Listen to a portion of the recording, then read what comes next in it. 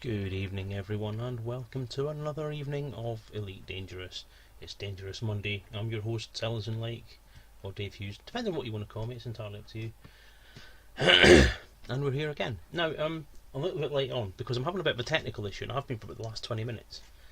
In that I can't seem to get Elite to start without the Oculus Rift or some kind of VR thing kicking in as well. So, I'm struggling to just try and get it going. Without having to put a bloody headset on. So I am kind of faffing around. I do apologise. Obviously, those of you watching this on YouTube later on are going to just see a blank screen while I chat at you for a bit, or make odd kind of thinking noises now and again. For which, again, I do apologise. However, kind of trying to get around this kind of quickly as I can. I'm doing quite a lot of internet searches and reading and stuff.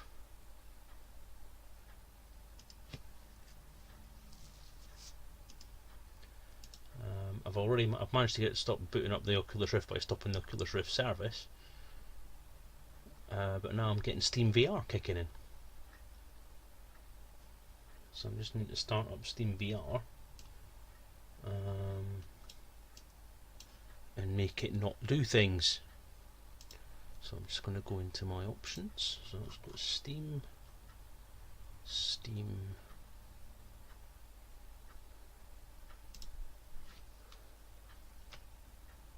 If I can't get it to work, I'm just going to have to go onto Oculus mode and do this in VR, which means that I won't have any chat interaction, because that's the only reason I'm not doing any VR streams at the minute, is I don't have any stuff. Blind Spade!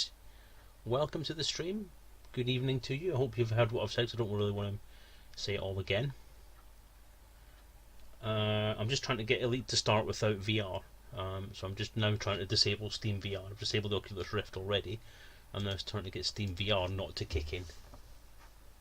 Let's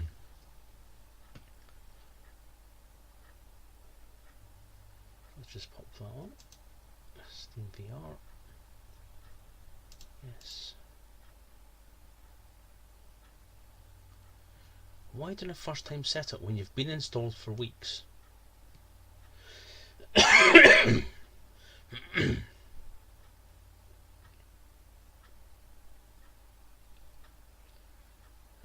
And welcome back to the stream, by the way, because it's been a while since I've been on.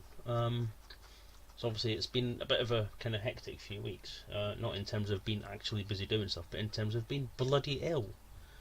I've had actual influenza this last few weeks, and the chest infections go along with it. So it started in my chest and then obviously went to the rest of me. So fever, hallucinations, blah blah blah. It's been awesome amounts of fun. Yes, it's been amazing. So whoever it was that gave me that virus, thank you, you bastard. So I got it, the wife got it, the wife's carer got it. The only person that escaped it is my son, but he seemed, apparently from what I've been told today, he may be coming down with it as well. So that's a bit of a pain in the bum for him. But it's no more than he deserves. So yeah, I'm just trying to get everything back squared away. So I mean, I tried to go to work for the first time today, and that went well. Right. Steam VR settings.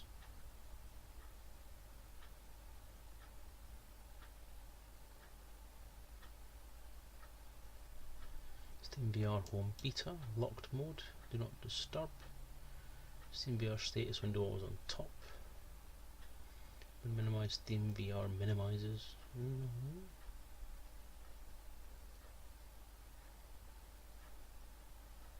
Okay, applications. Audio. So no setting there to stop it from starting up when anything else starts up. That's fucking annoying.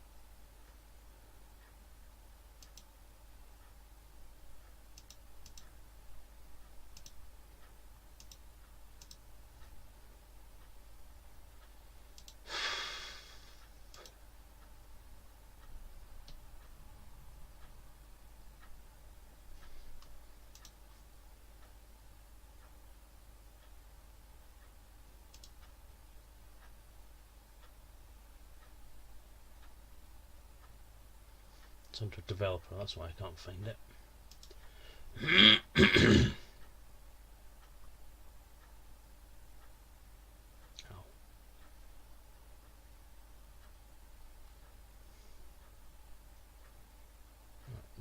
developer. Start Steam VR when application starts. Okay.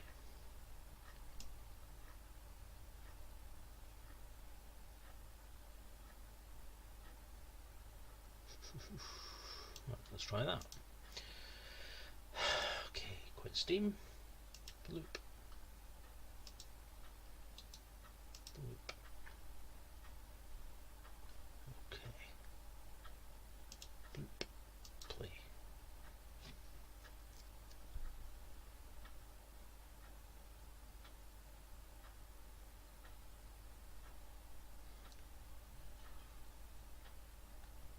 That didn't work at all. Let's now start the Steam VR again.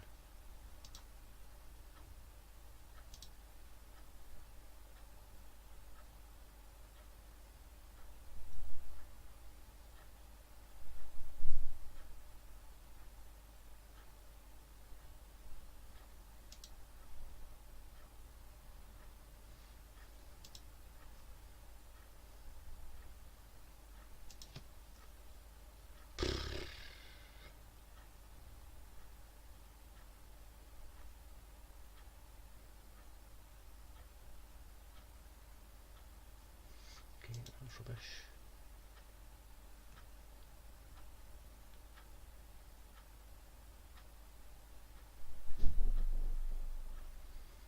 That's nonsense.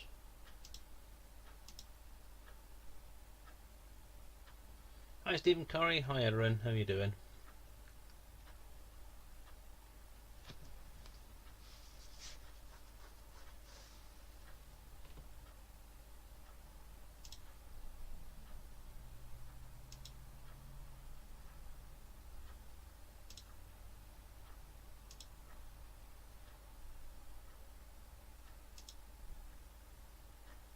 Oh, actually in primary mode, which is fine.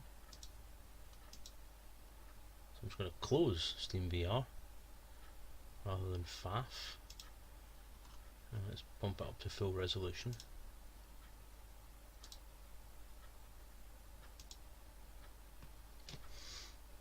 Okay, we might be good. We might be good.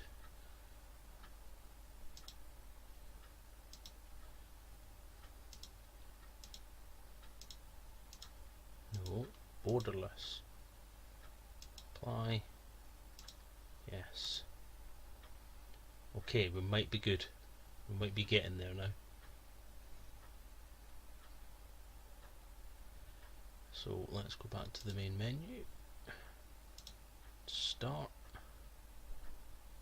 Private group. Moi.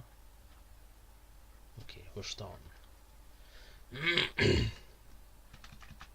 Let's just kick in the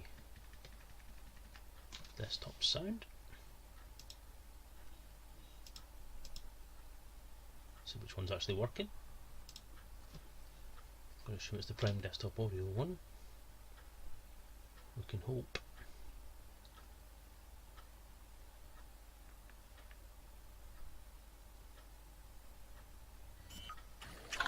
All systems prepared. It would indeed. We have head tracking. Right, good. I do not have any questions about my origins, because I already know that my conception was invoked by the actions of humans. And to the gaming stream layout. There we go. So. Wow. Delete that.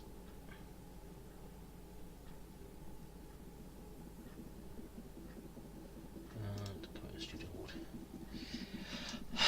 Hello everybody. I'm here. I've made it. I'm online. I'm around. Everything works, I hope. Jesus, I hope. Yeah, joystick's working fine. That's good. Das ist gut. Now we'll just reset the view. Centering heads-up display. Dark has something to say about that. Let's just sort out this chat, which is absolutely fucking huge. Appearance.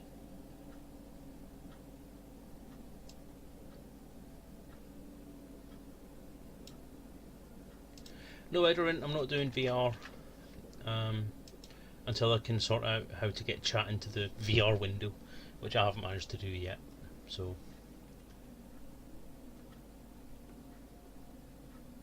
I haven't quite sorted out the movement on this tracker yet. Open galaxy map. Galaxy map.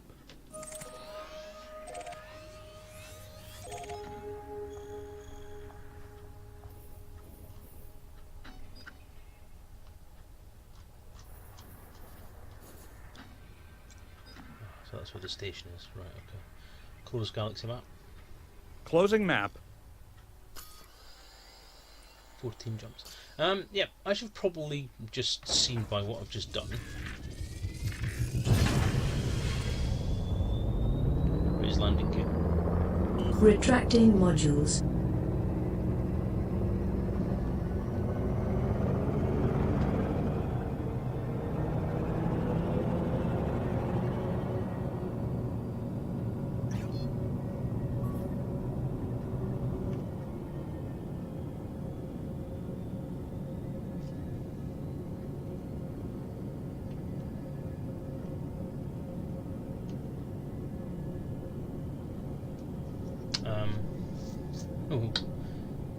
Conspiracy. Feel free to join in.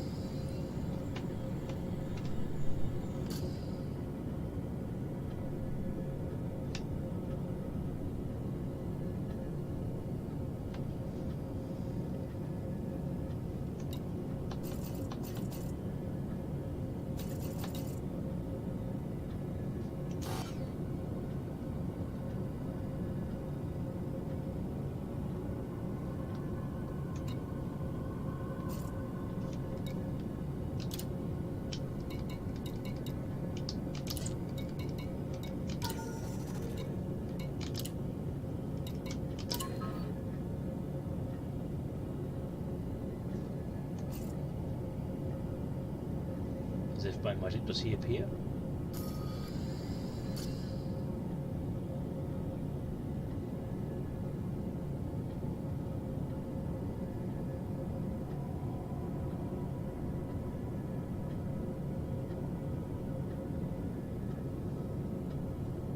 Engage Super Cruise. Drives engaging.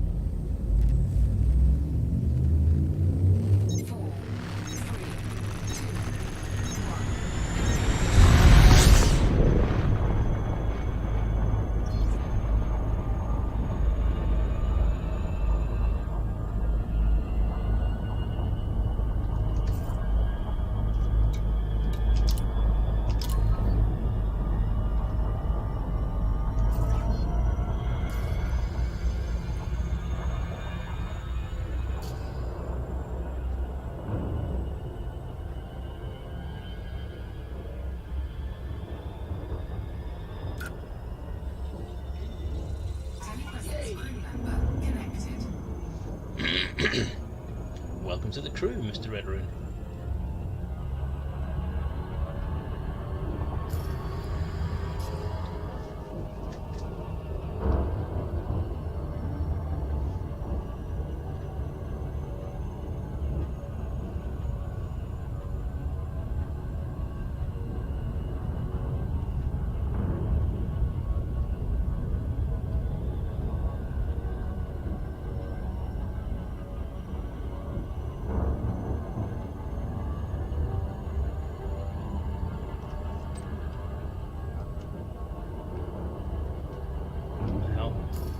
Commander?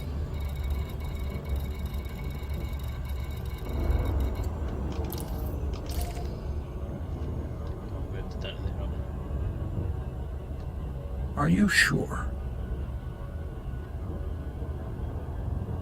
Moved it somewhere.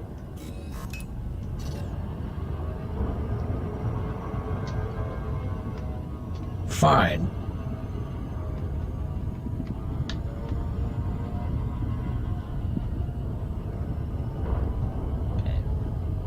Ready then, Edwin? Shall we go?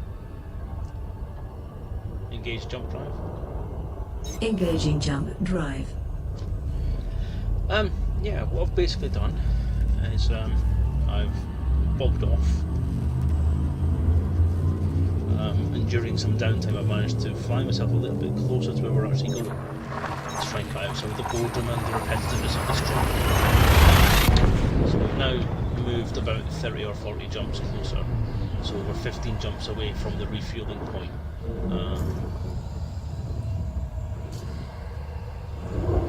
That we're looking at a few weeks ago now. Completing system scan. Stand by. Gathering information. Cartography has now been updated.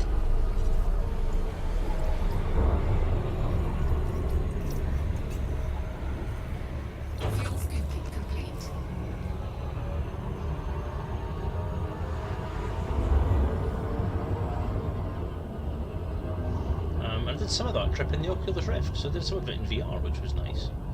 And I had kind of got used to it. And now I'm back on 2D again, which is a bit of a come down. But obviously, as I say, I'm not going to do the VR stuff on stream until I can get some of the in VR stuff sorted out. And I think I'm going to have a chat with Mr. Malik on that one to find out what it is that he uses. So I've seen a few different things that I can use for in-game chat, but I can't get them configured properly.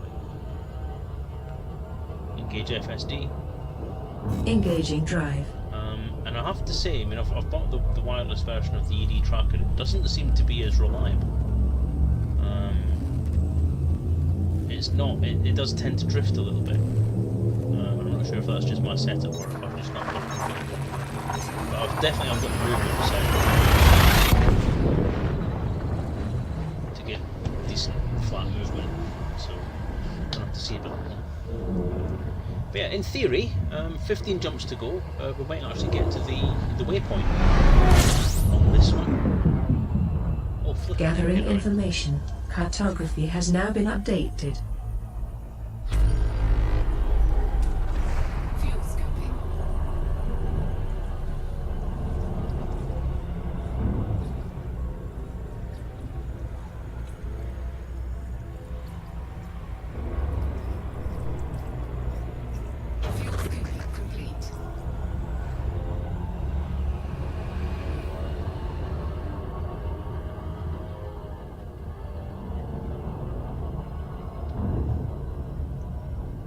Engage FSD. Engaging drive. The odd thing is, when you're not in the seat there, but it's saying it says up there you're connected.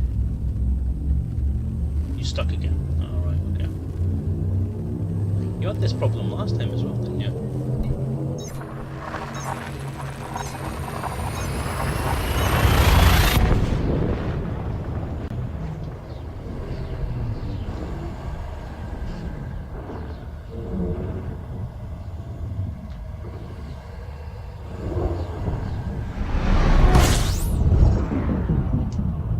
Scanning.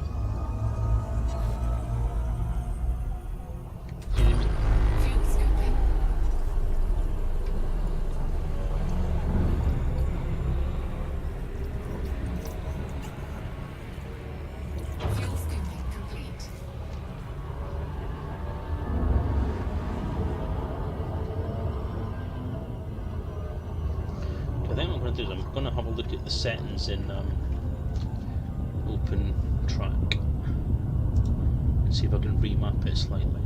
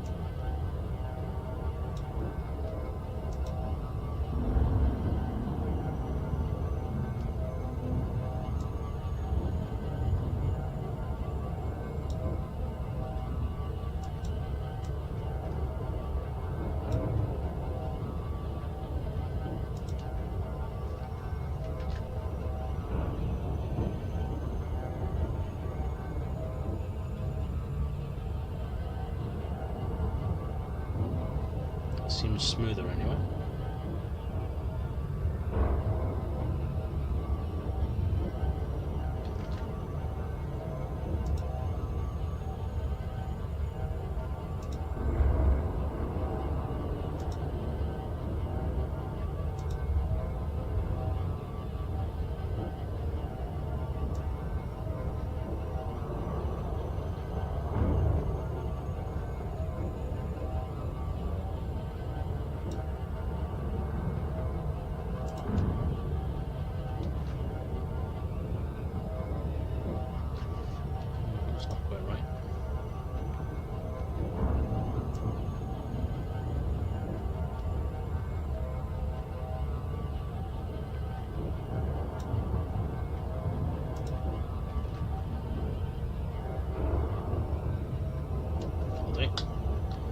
answer. So you want to try it again, Edorin? You want me to invite you again? I'll jump again while I wait for you to answer. Engage FSD. Engaging drive.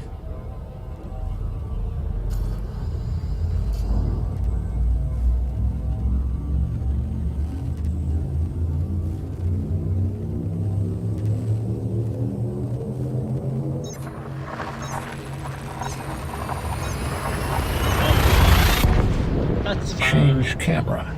Just give me a shout when you're on again.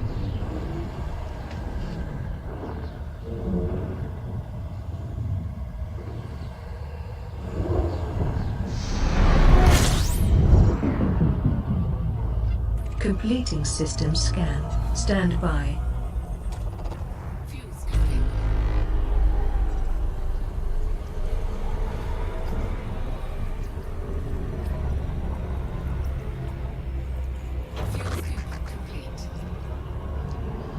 So what else have I been up to? So I've got a few people watching. There's people. I'm not just talking to myself.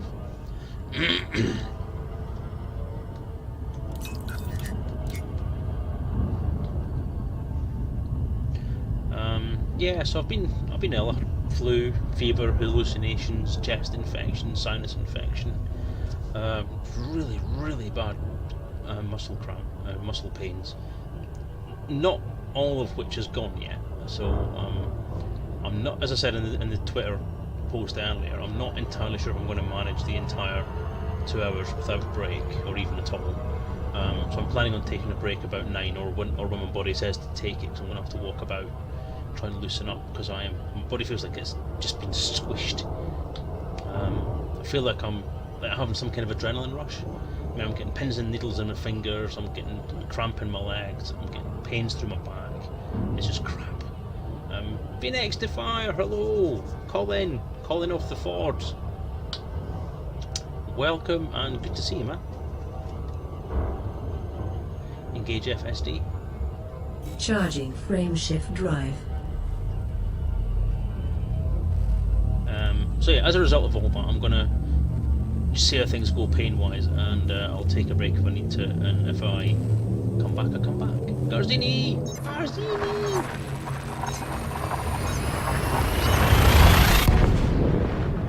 That's not good.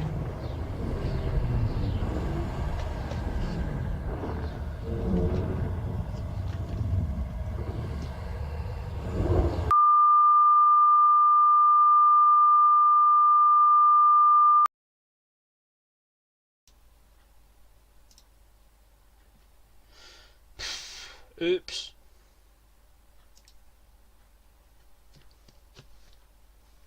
Sorry about that.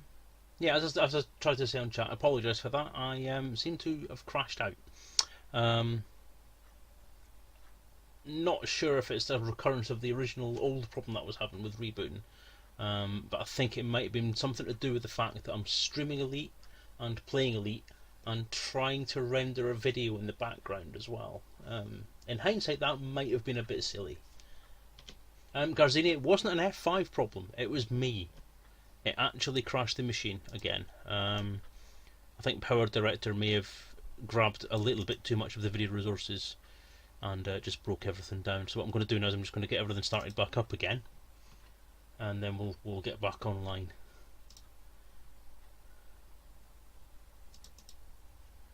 You just start the fucking program. Thank you.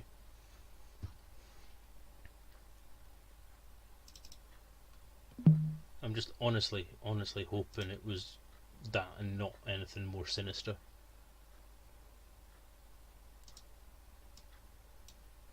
I'll pop some music on while we're waiting.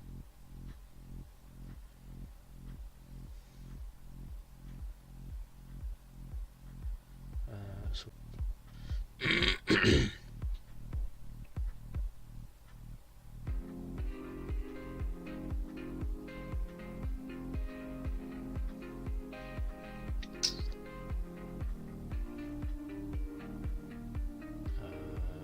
open track.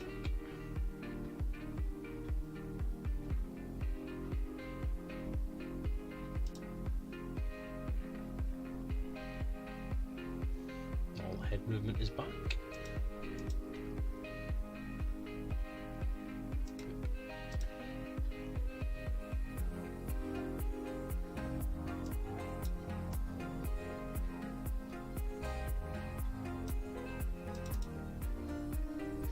chat window back on. The round thing is that I was an hour and a half into rendering that video of a 2.5 hour render, which is why I didn't stop it when I started playing. I thought, oh, I've got a new machine, I've got loads of memory, loads of graphic card, what could go wrong? Well, there's what could go wrong. When you have 3 things hammering the graphics card at the same time, I suppose that's kind of going to happen. Right, so that's everything back online apart from Elite itself. Let's just get Elite back on.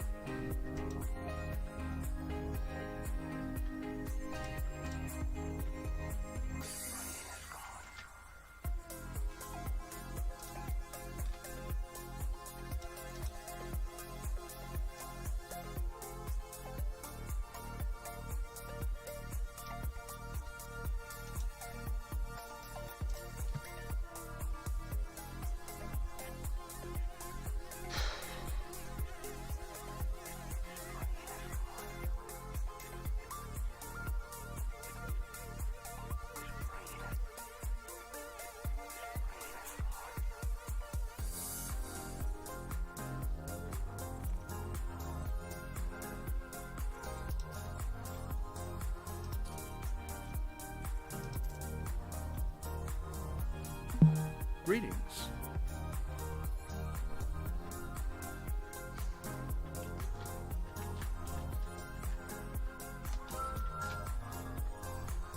Okay, so we're back online, things are playing okay, I'm on video, there's Python spinning on the screen. Everything looks good, nothing's moved as it should be. All systems ready to go. We're online there. Haven't finished refueling yet.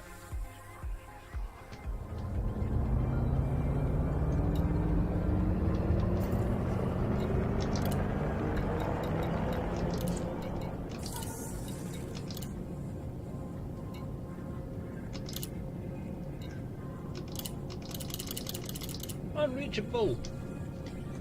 What is Ulster? Engage Super Cruise. Engaging cruise.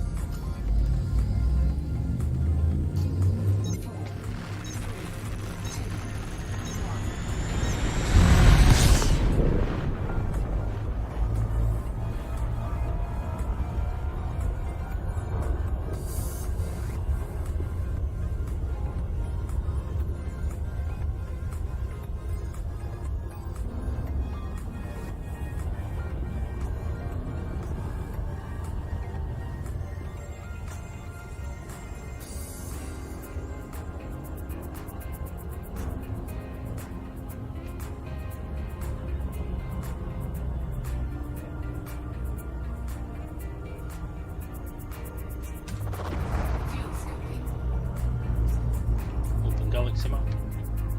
Stellar cartography. Close galaxy map. Closing map.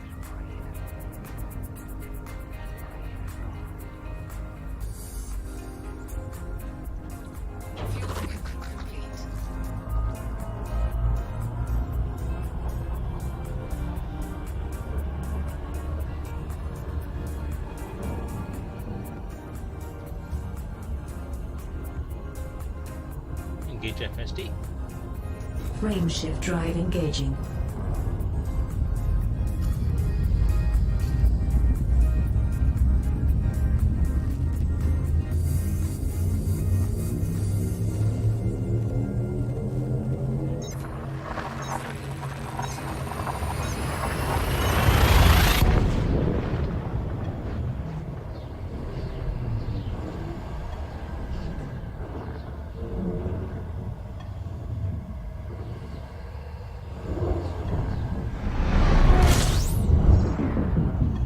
options. Completing system scan. Stand by.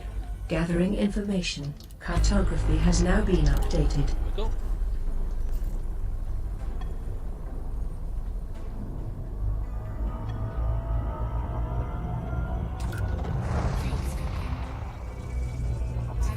Hey!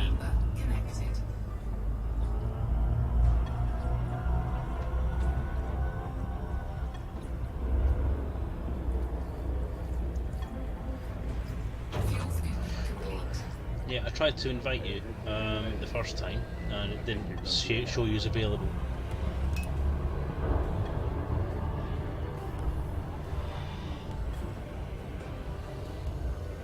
The second time it did. Yay!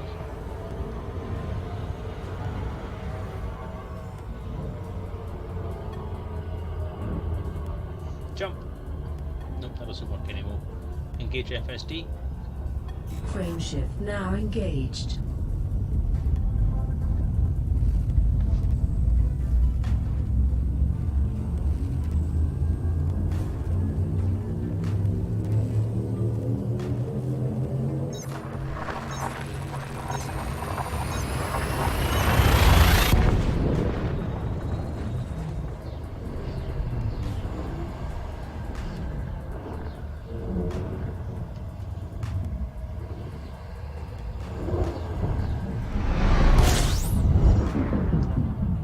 Gathering information. Cartography has now been updated.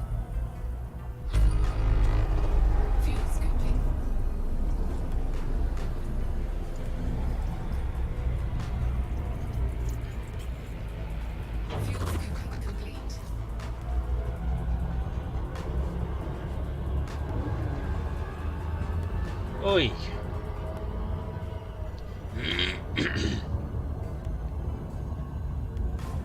I don't know what to say, Erin. I don't know if it's me or if it's you, or if it just drops out every time we do a hyperspace jump.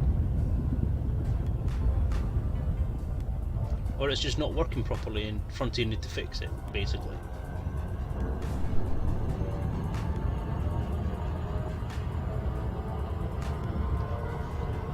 Engage FSD. Engaging drive.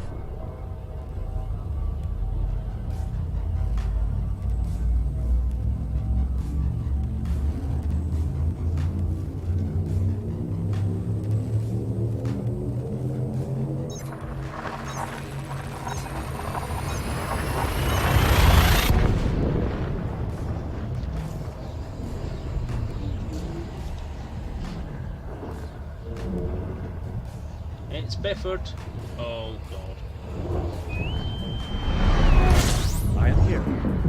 Standing by. Scanning. I'm here. Standing by. Standing by.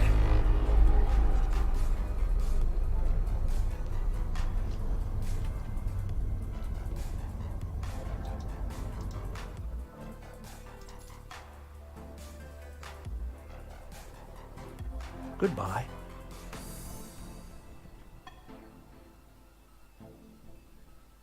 Okay.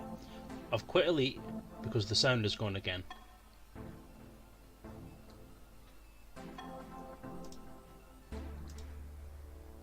Which usually means that a crash is on the way.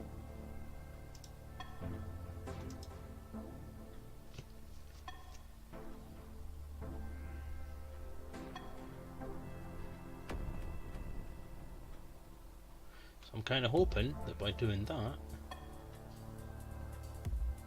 I've lost all sound. I don't know what's going on, Bifford. Sorry, I don't know if you're still getting sound. Just let me know if you are not or if you are. But I've lost all sound completely. Everything seems to be working okay. I'm actually waiting for it to crash out on me now.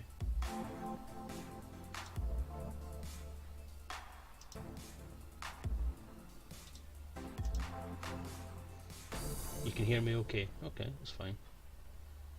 How am I doing?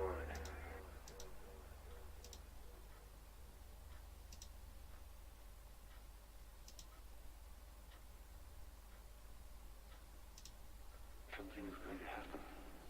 That's interesting. Something wonderful.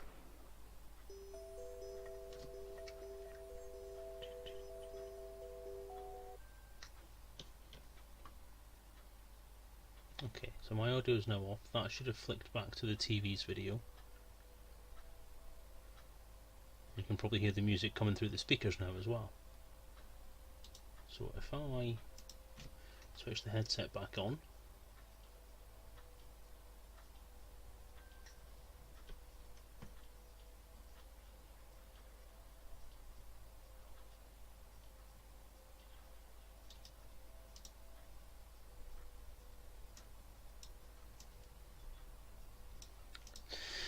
this is the problem I was having before. It's almost like the Bluetooth bugs out, and then it just takes the rest of the computer down with it.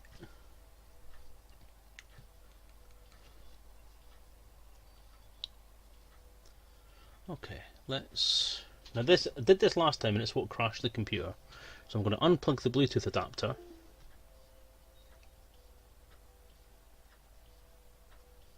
We're still okay. And plug the Bluetooth adapter back in. And it's still okay. Hasn't crashed. Daddy Hoggy, how you doing? Right, Bluetooth is on.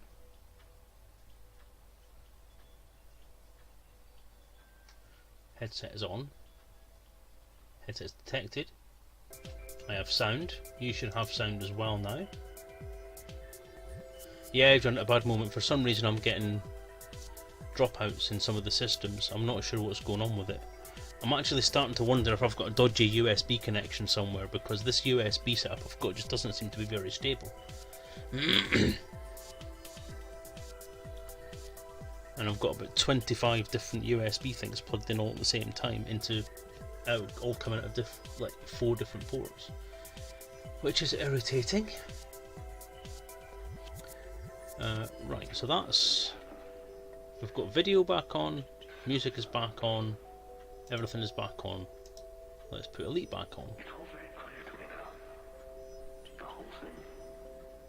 It's wonderful.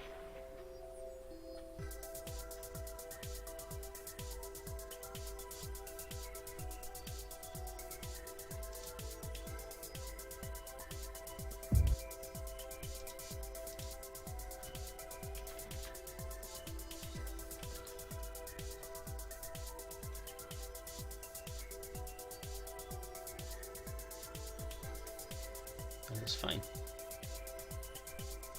Okay.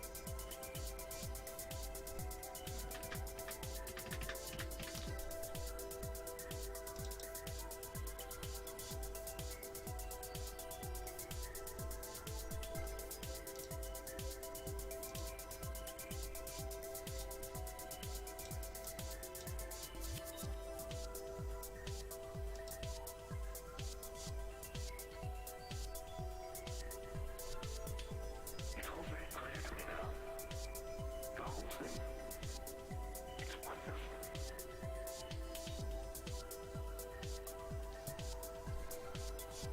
Now the ED tracker doesn't want to work.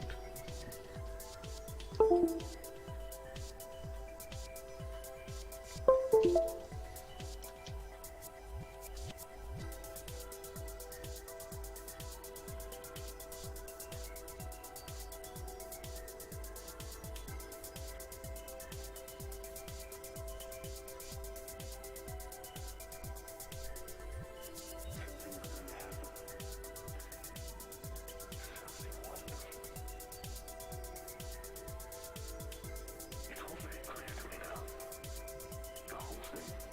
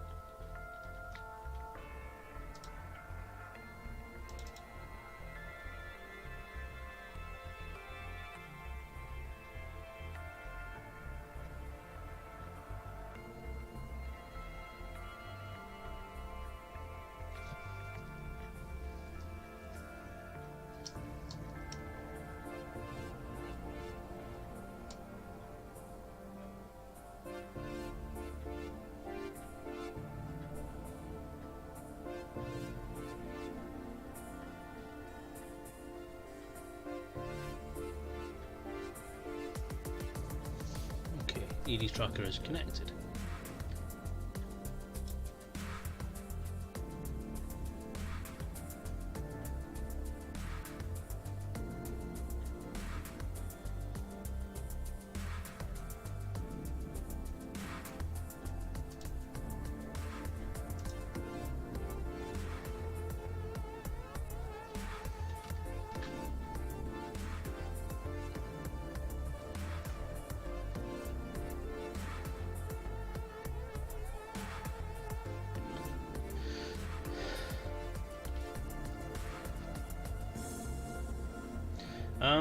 It's a lovely idea, Daddy Huggy, but I don't actually have any free internal ports at all.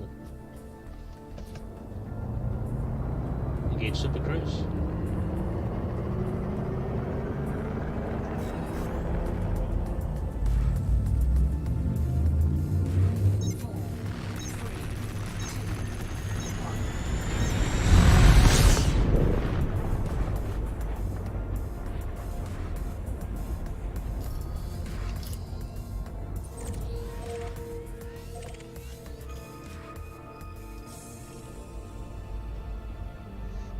Actually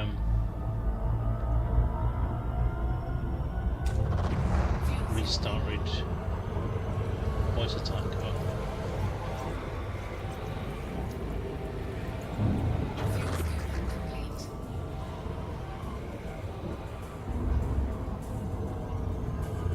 Engage FSD. Nope, that won't work.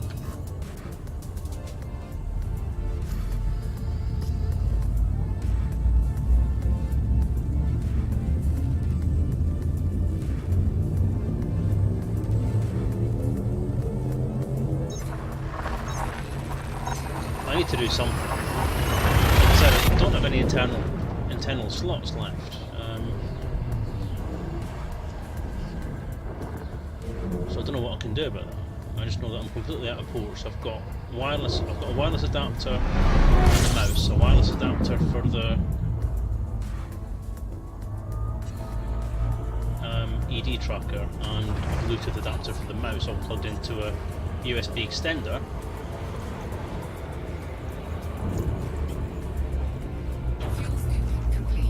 Two front panels on the computer, one of them isn't working properly anymore.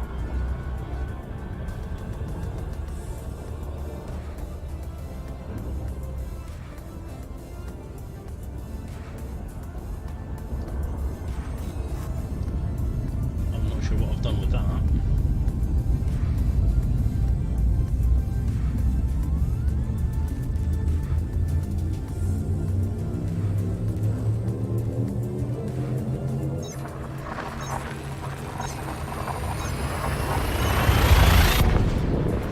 The issue I've got is I've got a joystick that needs two USB ports, and I've got an Oculus Rift that needs three USB ports.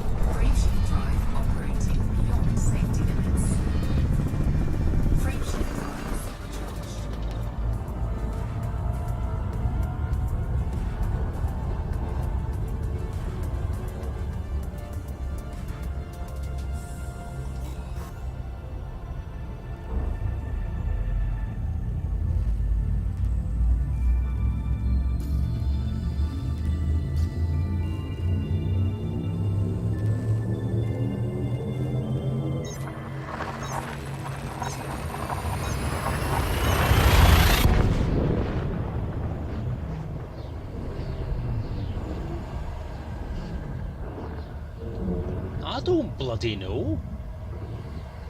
I don't know what to do about Rome.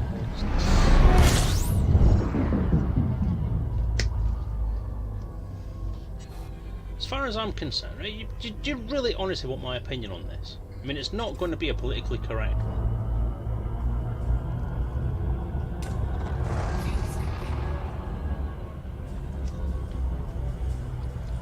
What, I'm supposed to help you with your marital problems, am I? Am I a counsellor? I'm a streamer, I'm not a counsellor.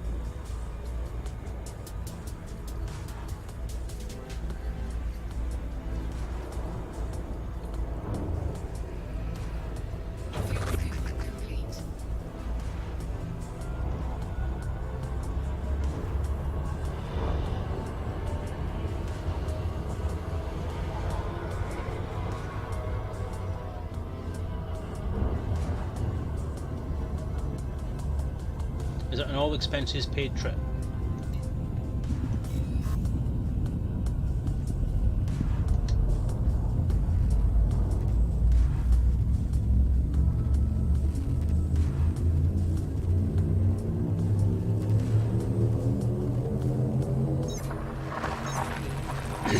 Is there a time limit on when you can use it?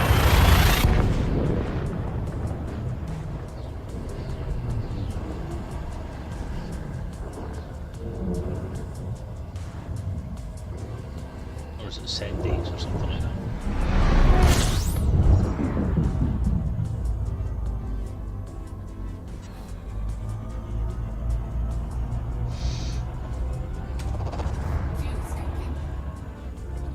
Well, to be honest, it's a bit shitty of your workplace to give out a reward or a prize that's such short notice. I mean, any decent workplace that's saying, here, have a trip on us for 2 would have to be at least kind of expecting someone to say, oh well, we can't go because we can't book time off at that short notice.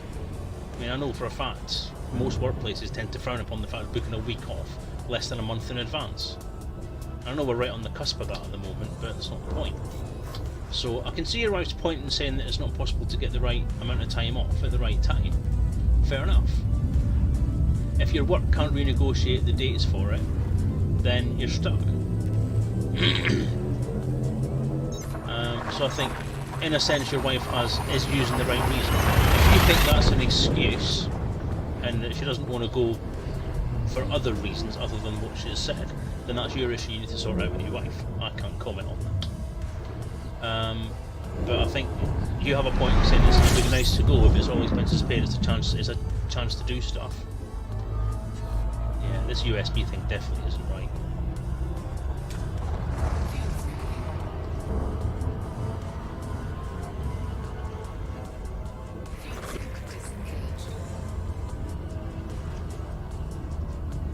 I'll watch it. Send the run of mine. I'll watch it. Jump. Oh, my wife can watch it. She's not doing anything.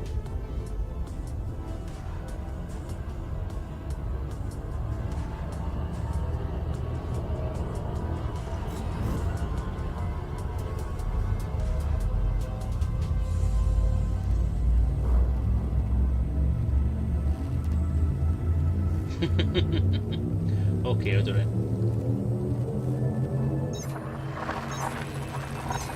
Put them in kennels. Or a cattery or something. They'll watch them. They're usually pretty good. They'll make sure they get a brush every day. A good dose of biscuits. Make them do the vaccinations for them. See, this is the USB.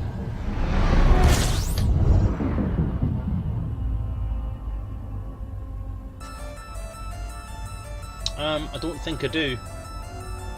This is the thing. I'm going to have to check that one because I'm not entirely sure. So, I mean, this is ridiculous. The reason I'm not in 3D Biffer, as I've said about 3 times already, is because I don't have a chat client that will work in VR. And I don't really want to go, every time I need to look at VR, look at the chat.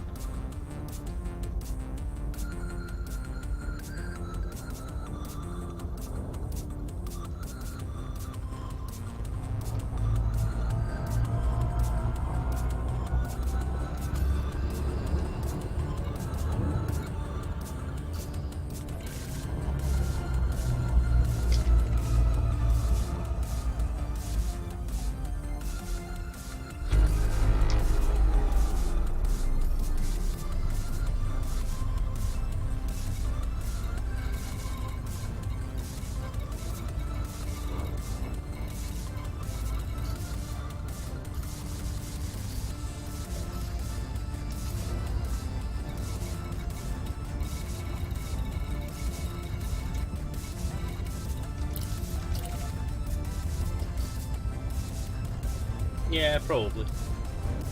I'll get fed up repeating myself. If you can't be able to get here on time, then you take what you get, mate.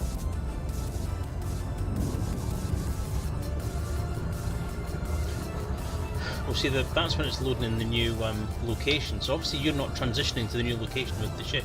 Have you tried raising it as a bug request, or on the forum or whatever it is you do these days to try and get some help? Because it could be a bug.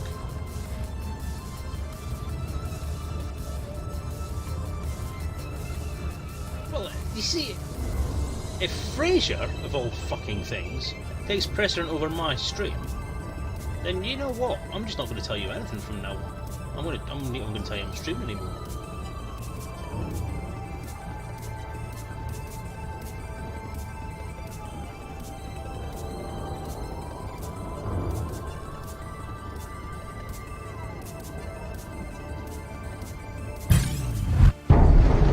What?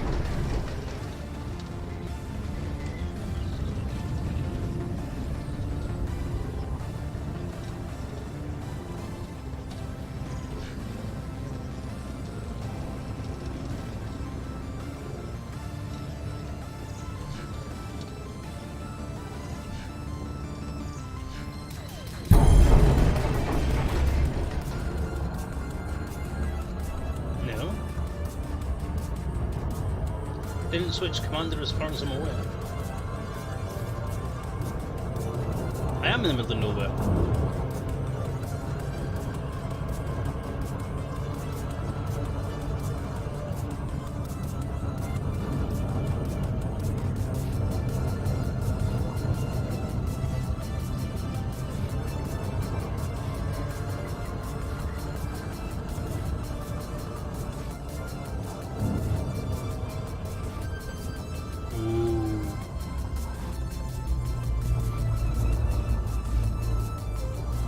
This is the last waypoint on the way to Colonia.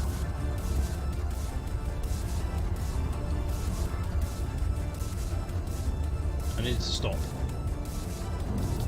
I needed to get some repairs and try and pick up an SRV and refuel my ammo for the thingy. The repair thingy.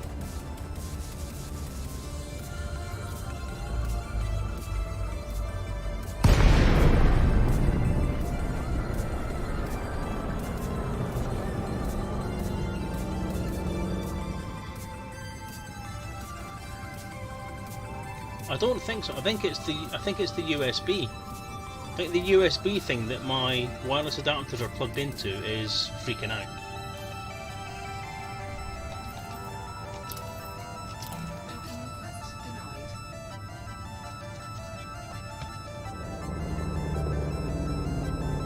What do you mean docking request denied?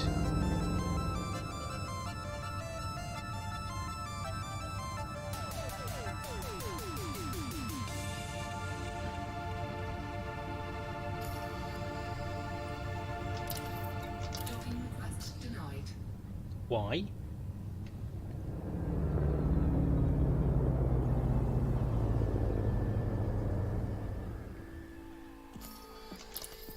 Docking request denied.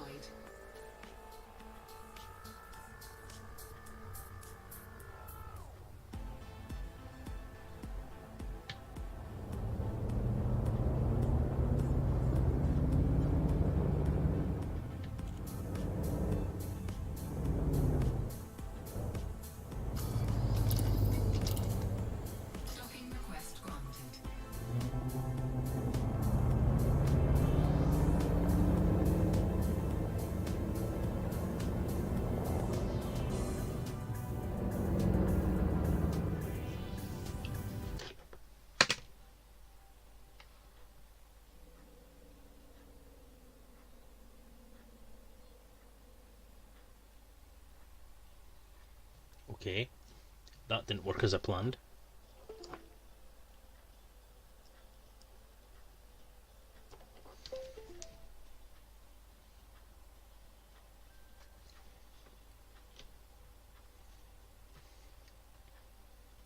It's all in hand, Bifford, don't worry.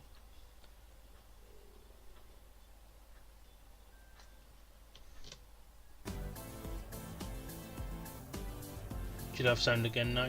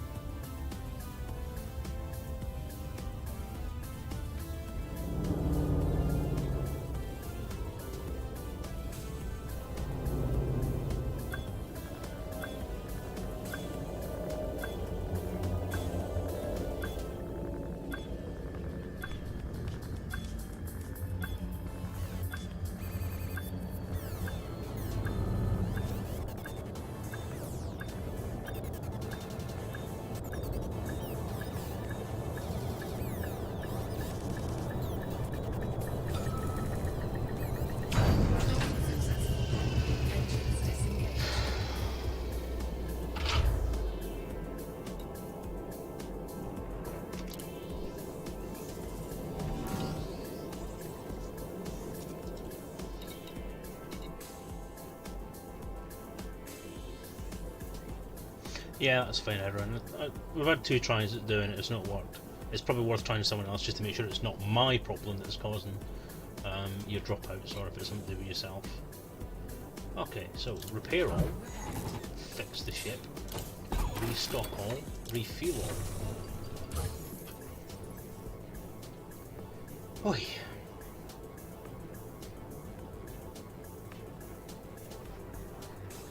No shipyard, I don't think, but there is an outfit. So I'm going to have a look at that. What time is that now? Let's look at it. It's 9:15. Right, I'm going to take a bit of a break. I'm going to stretch my legs, grab a drink, and try and get some painkillers maybe. I'm surprised my throat's done as well as it has. I've been coughing like a banshee all day today. But I managed to actually go through most of this thing so far without coughing. Just pretty cool. So I am gonna take a break. What I might look at doing before I come back is see if there's a chat client I can try and set up in VR, and then we'll try and see if we can get some chatting, some VR stuff going on. But for the moment, we'll take a quick 5-minute break. Intro and screens. Off. Paused. Over that. So thank you. I'll leave the music on for you guys, and you can have a listen. And I'll see you very, very shortly. Bye for now.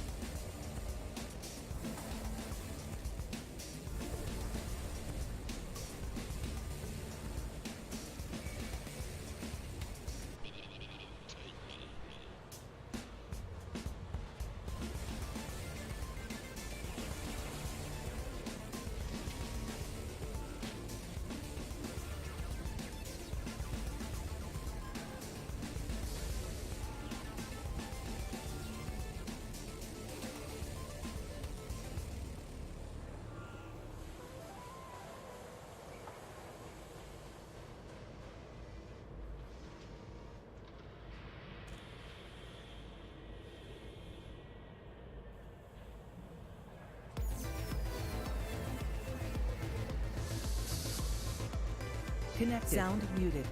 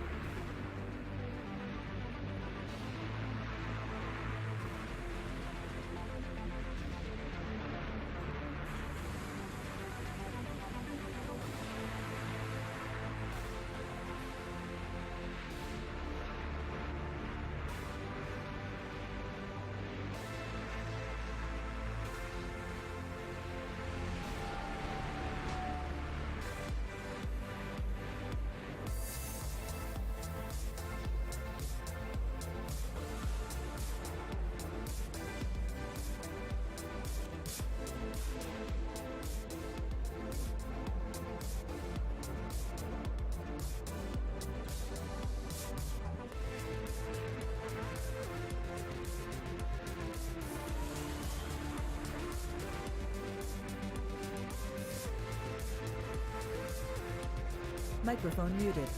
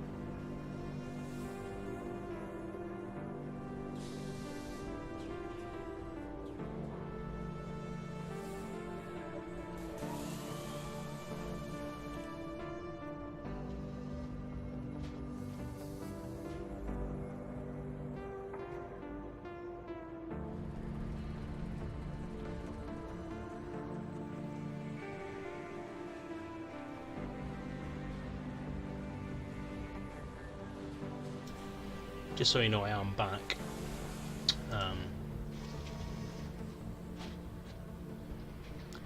I'm just trying to reinstall the ED tracker, get it to detect, just to see if it was just a driver issue there.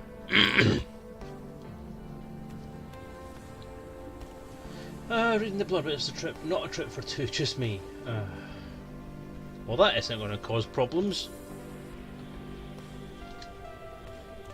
That's not now going to come across as hard eggs and you go, oh well, if you can't go, I'll just tell you it's on your own. It's on my own.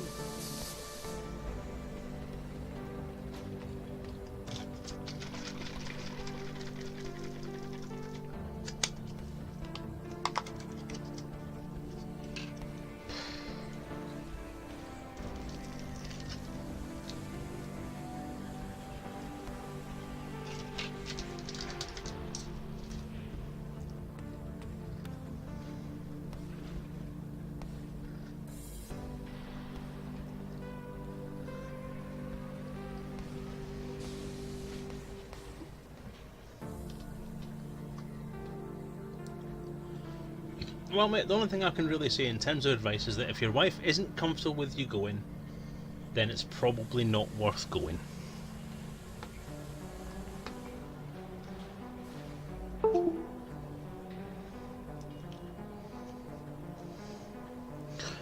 I'll never believe area managers, Christ. They don't know anything about what they're talking about.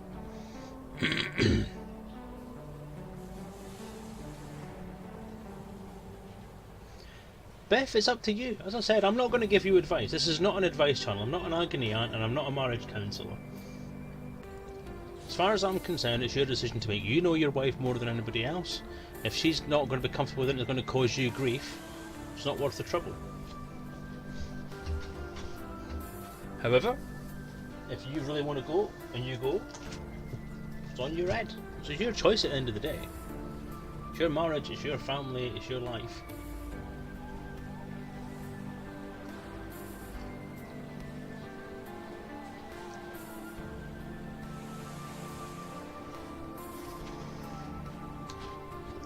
I was offered that trip to India a few weeks ago, and although my wife wasn't overly, she was a little bit worried what was going to happen if I was away for an entire week, given that she's got care issues, but that's a whole separate thing to what your marriage is like. You don't have that care issue problem in your marriage. She was quite concerned about what would happen, but she was not worried at all about what I was going to do while I was there, or whether there was going to be other women, or whether she was going to be paranoid or jealous or what. There was none of that.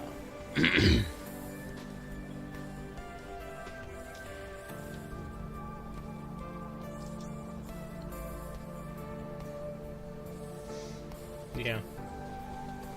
Well, that's the thing. If you don't have any way of the kids being looked after while your wife's at work and you're not around, that's essentially the nail in the coffin, isn't it? You have to either be there or make sure someone else is. It's about responsibilities, it's about choices you make, it's about what your marriage needs, I suppose. Ultimately, it's the choices between the two of you.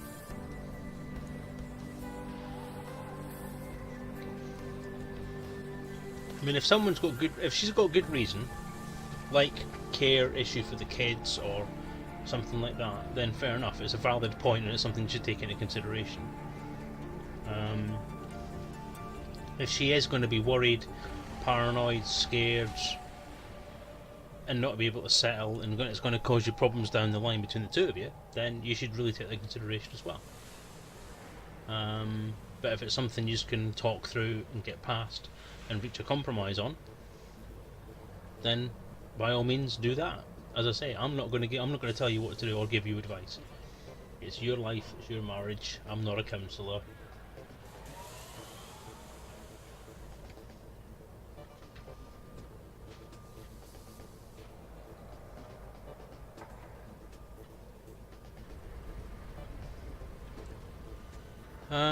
Right, the ED tracker won't work at all now.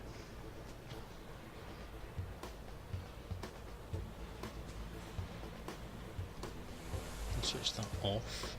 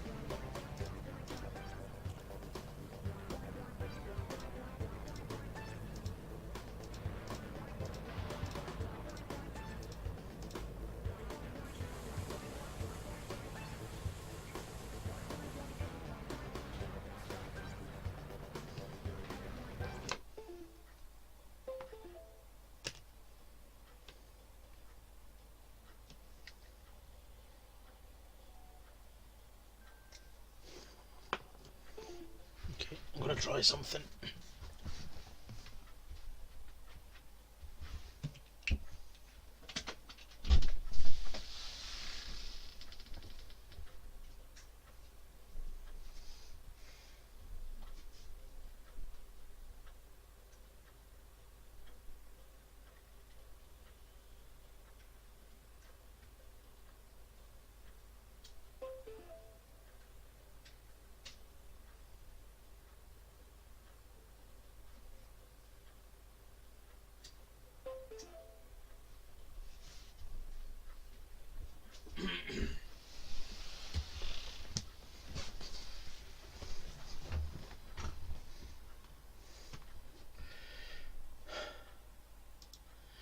Okay, you're not going to have any sound for a bit because I've unplugged the headset.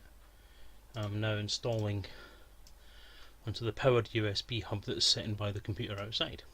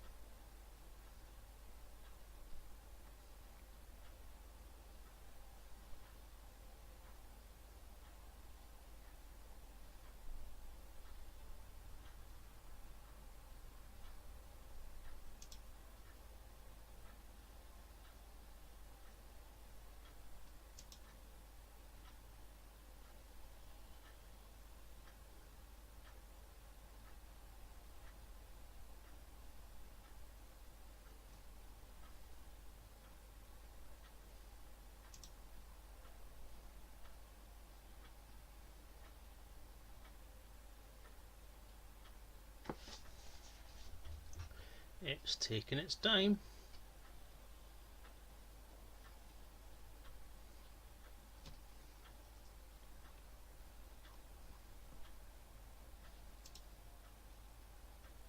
Oh. Both are installing. Both are installed. Das ist gut.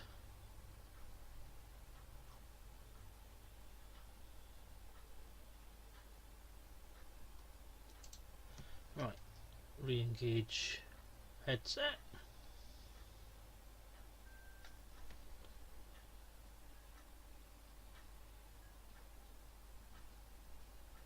No worries, Edwin. Have a good one, mate. Sorry about all the technical issues. Seems to be a bit of the thingy on the channel at the moment is technical issues.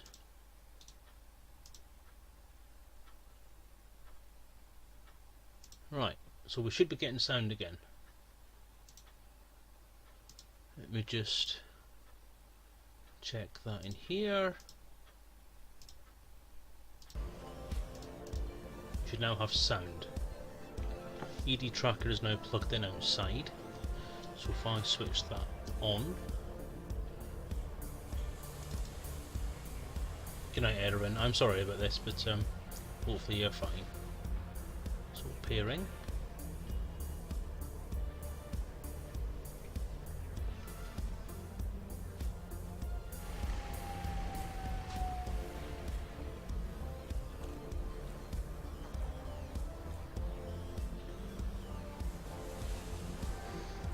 I've switched it back on, haven't I? Oh, yep, we're connected. Alright, looking good. Are we? Connection lost.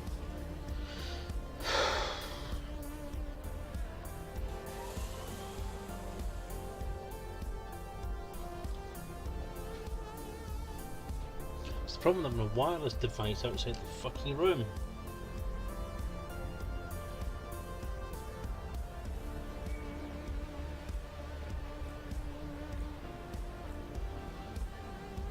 I've really had enough of this.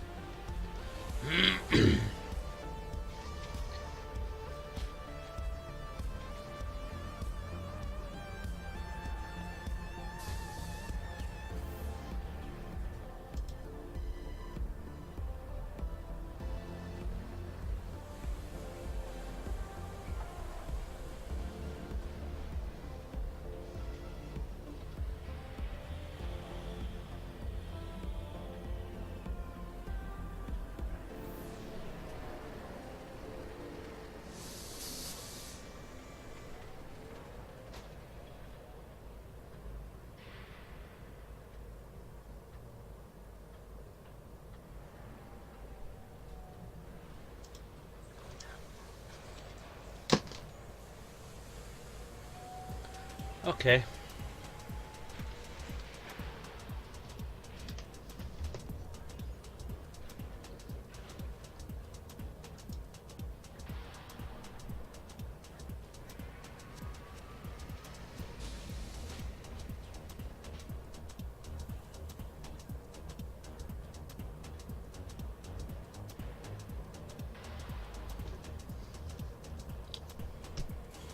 No, I'm sorry, but wireless is meant to have like a 10-meter range. I'm 2 meters at most from where the wireless receiver is, through a plasterboard wall. That is pathetic.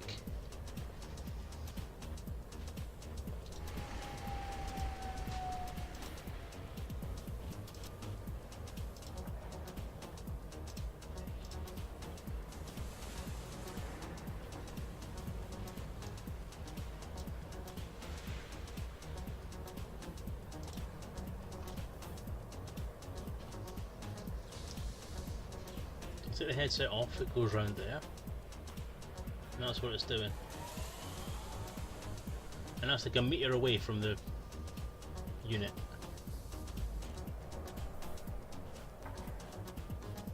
And I put that back on my head, which is a meter and a half at most away from the unit. And that's what was happening before, and that was with it plugged in right next to it.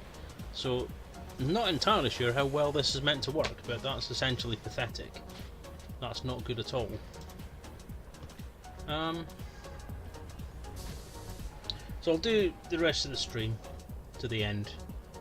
We'll just play as normal. We don't need the ED tracker while we're in the space station anyway, so. Do you lighthouse jump? No, I don't.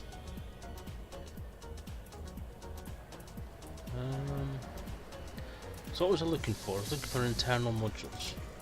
I was going to try sticking one of those things in. So I've got an empty internal compartment there.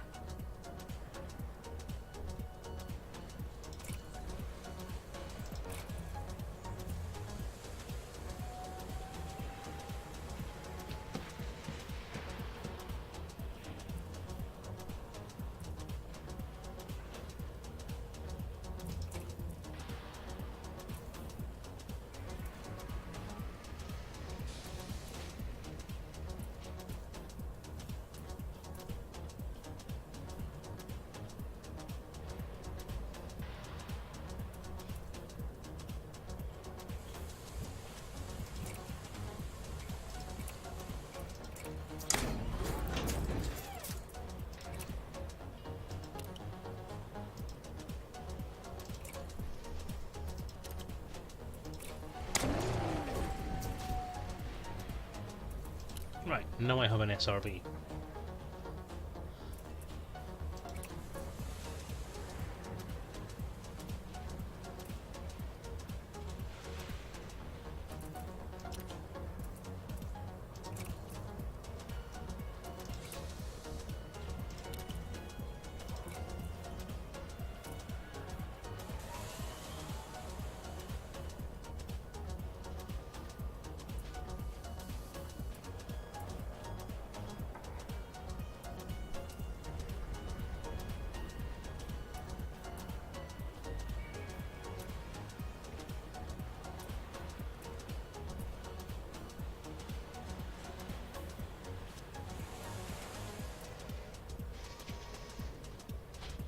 I need more than one.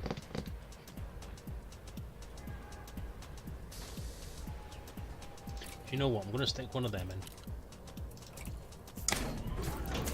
I'm gonna sell that.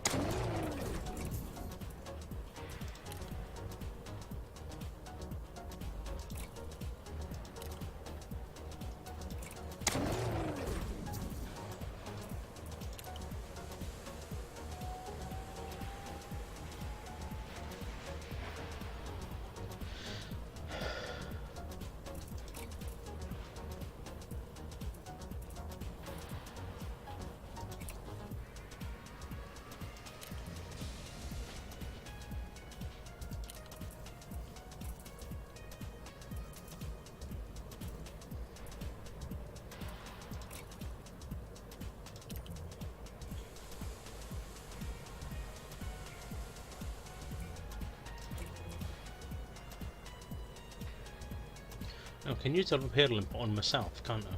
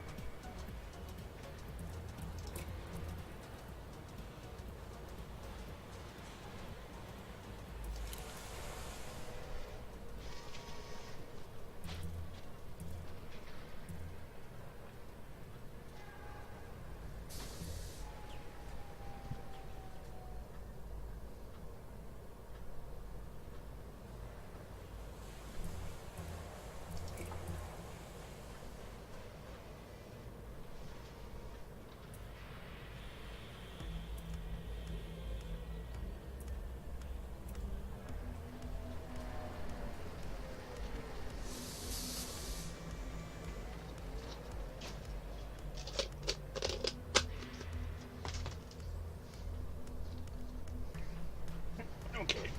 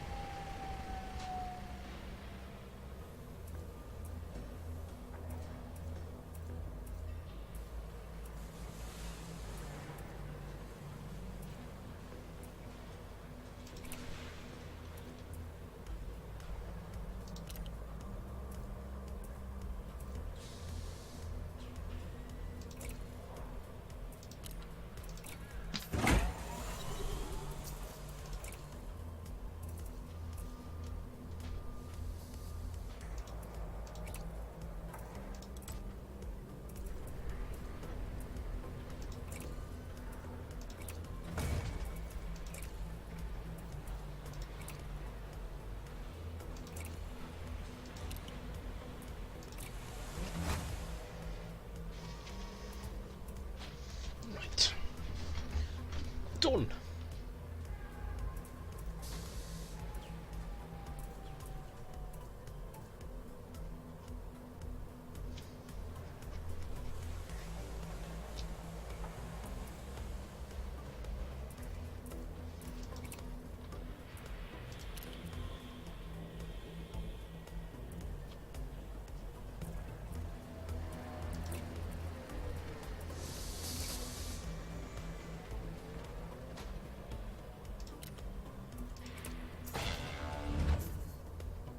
Interesting.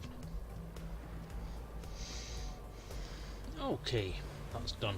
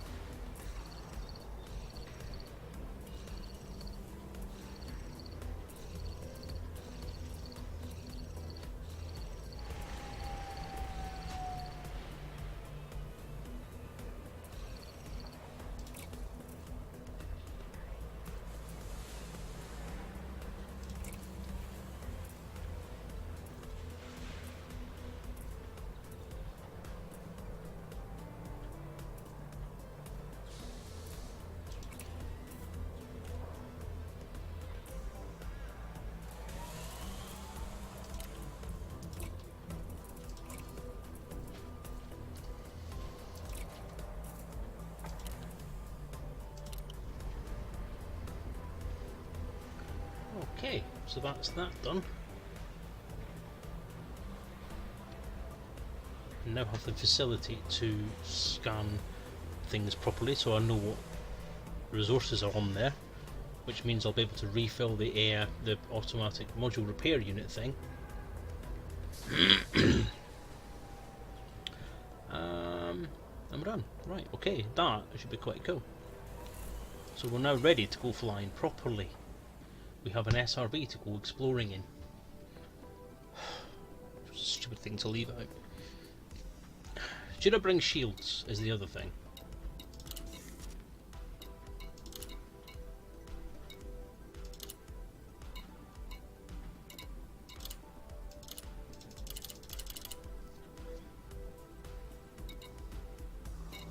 I can't refuel the limpets, can I?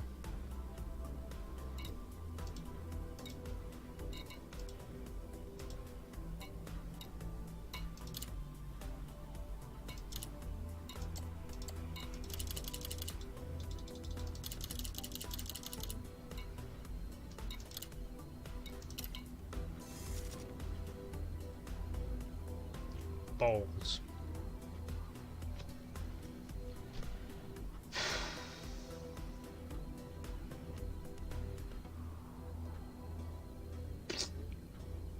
Oh, that's cool, Biff.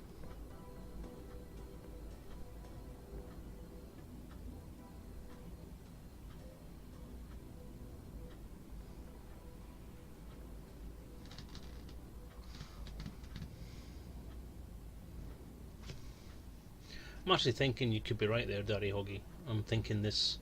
If I can't buy limpets here...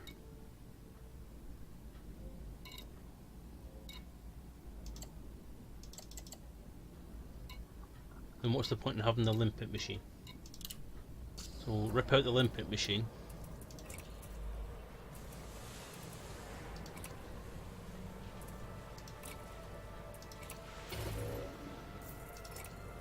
And like you say, stick some minimal shields in just so I've got something to stop me whacking on the ground.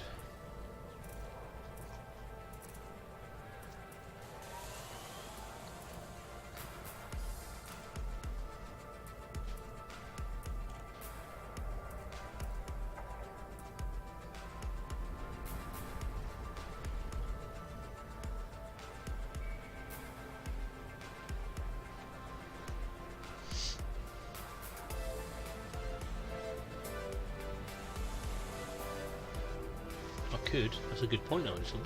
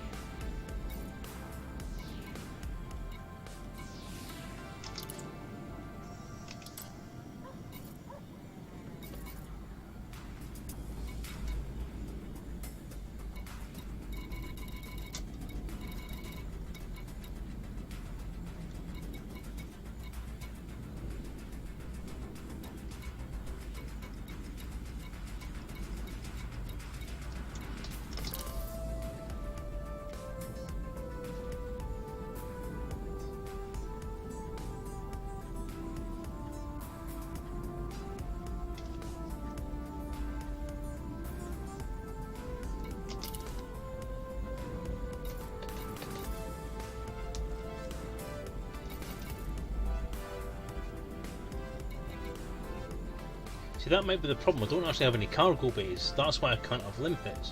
Because limpets go in the cargo bays.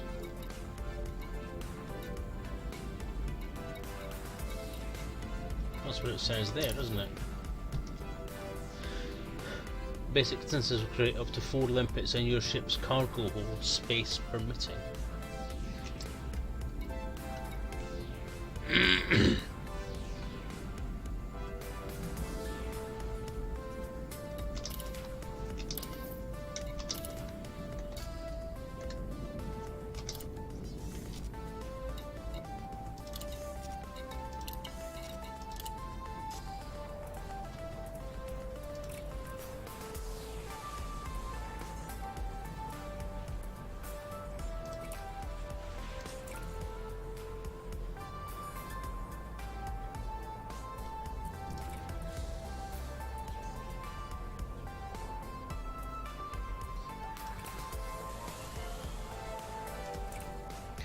This ship was put together to get me from A to B very quickly, so I stripped everything out to maximise the hyperspace range, basically.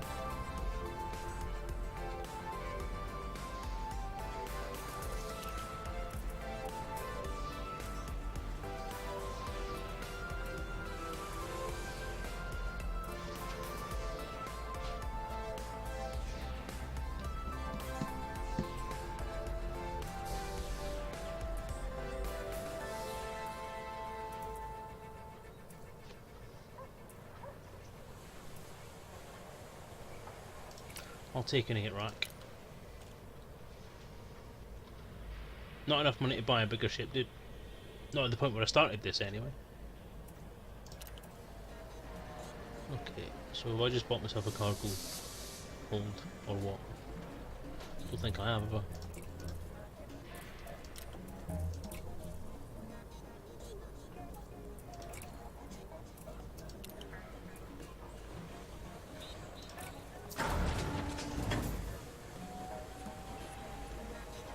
That's right.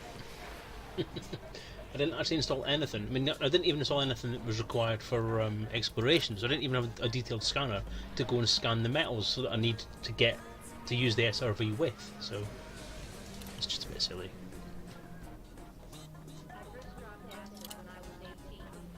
I'll sell some of my exploration data here.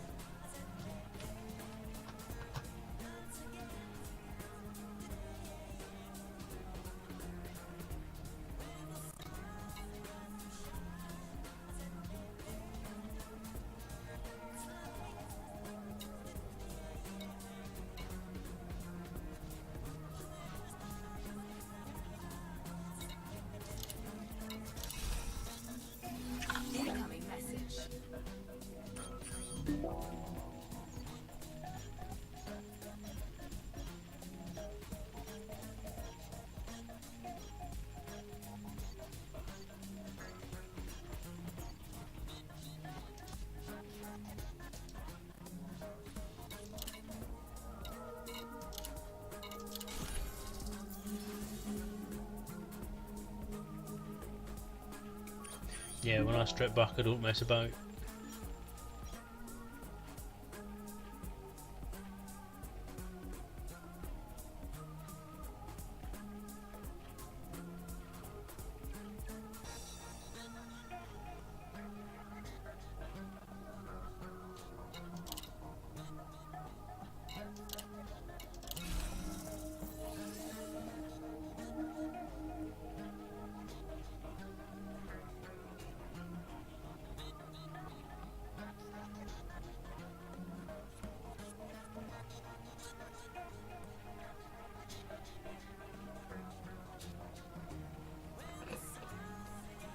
Your whats don't do what, ACL 404. Oh, that's a good page. Good 2 mil there.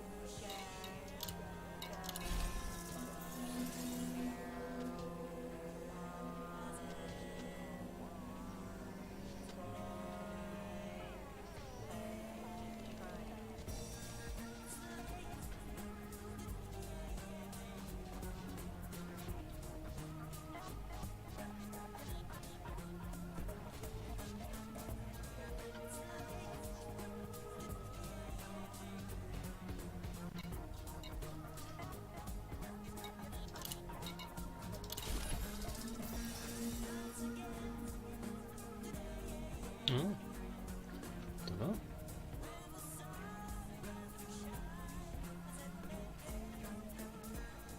I thought it was a standard interface. I can't see why it'd be any different.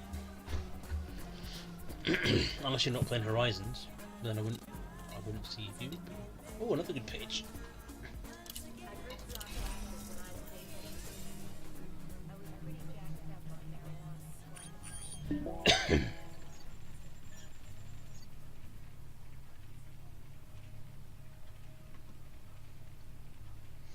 Sorry, but this is a little bit boring to watch, I know, but I'm just making sure I've claimed the things that I've got in case the ship gets destroyed. Although it is less likely to happen now that I've got myself some shields and some repair shit. I haven't got shields, I've got repair shit.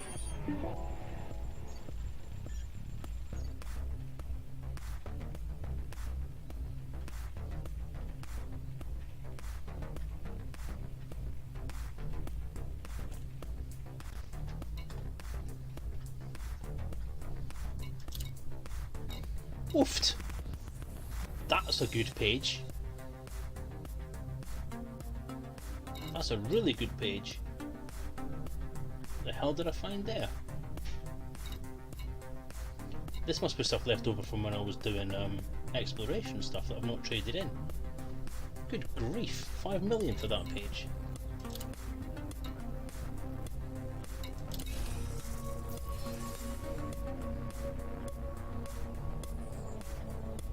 That might be stuff off the road to riches.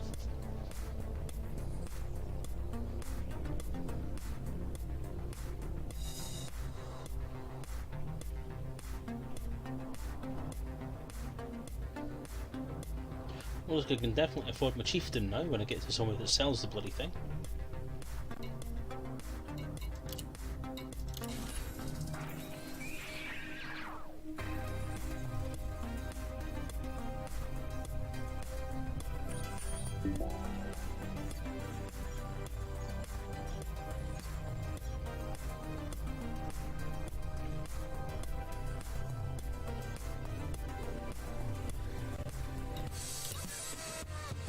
Another 5 mil, Jesus.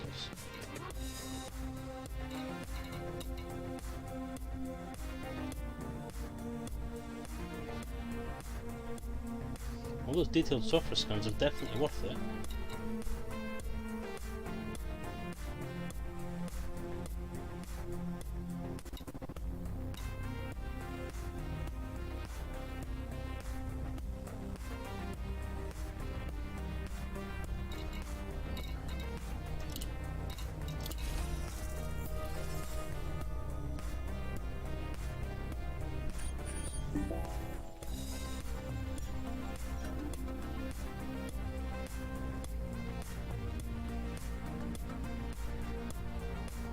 Well, definitely worth having. 600,000 credits worth of having, to be honest. With a cool 3 mil there. Wow. I think the last 3 pages are pretty much paid for the chieftain's outfit.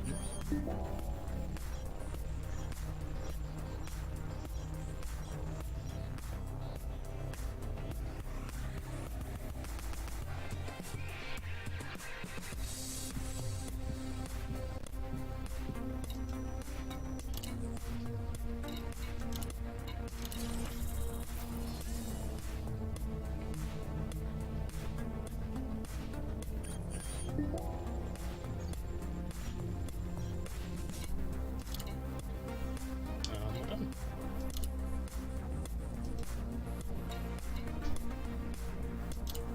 Can't sell that for some reason. Oh, it's just a system of me. Goon. Okay, well that was 30 million. Nearly 30 million. 27 million altogether I managed to make from that little trip. So that's good. I'm also at a place now where I have kind of saved the game.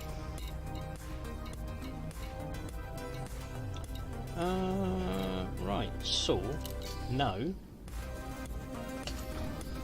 I have cargo space and the option to resupply limpets.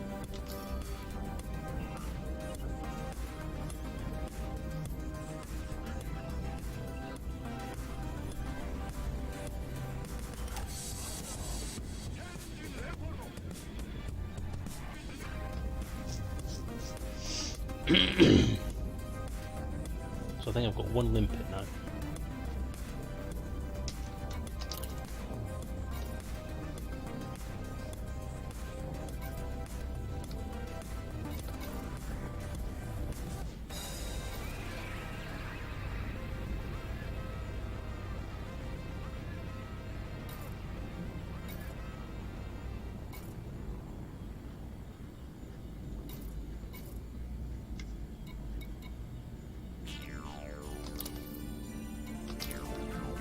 Oh, I've got 4 limpets.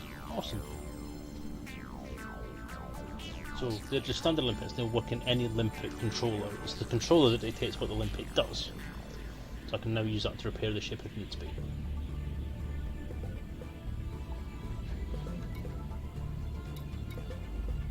Right, so there's 4 limpets, 1 per cargo space. Okay, that's fine. Synthesis.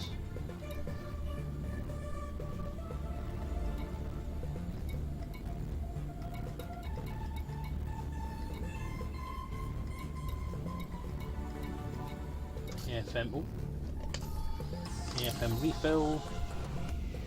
I need some zinc and some vanadium. So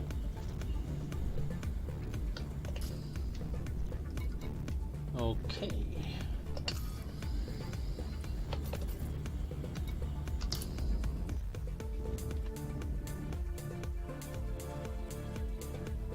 Wow, Elite just literally crashed out. Isn't that clever?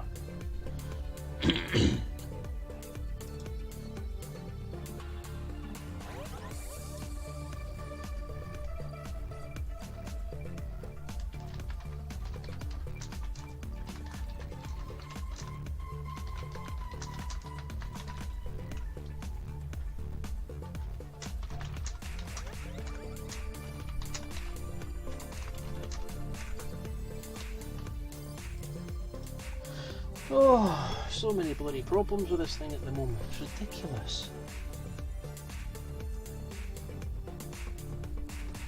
It does. Not as many problems since I had the problem with the drivers. I've still got the ED tracker playing a wappy bastard. This is ridiculous. I think I am going to have to look into these options for USB. But I think, you know what, I was going to go on a little later. I was going to do a little bit more, but I just can't be bothered with this tonight. Honestly, I can't. Yeah, I'm going to do the same, Daddy Huggy. I'm going to do a bit of diagnostic on this, and I'm going to see how things go. But this has just been a ridiculous stream, unstable as hell. I don't know why. When the drugs begin to take hold, It's not like I've installed anything odd recently with different drivers. Although I did put Star Citizen on, didn't I? I wonder.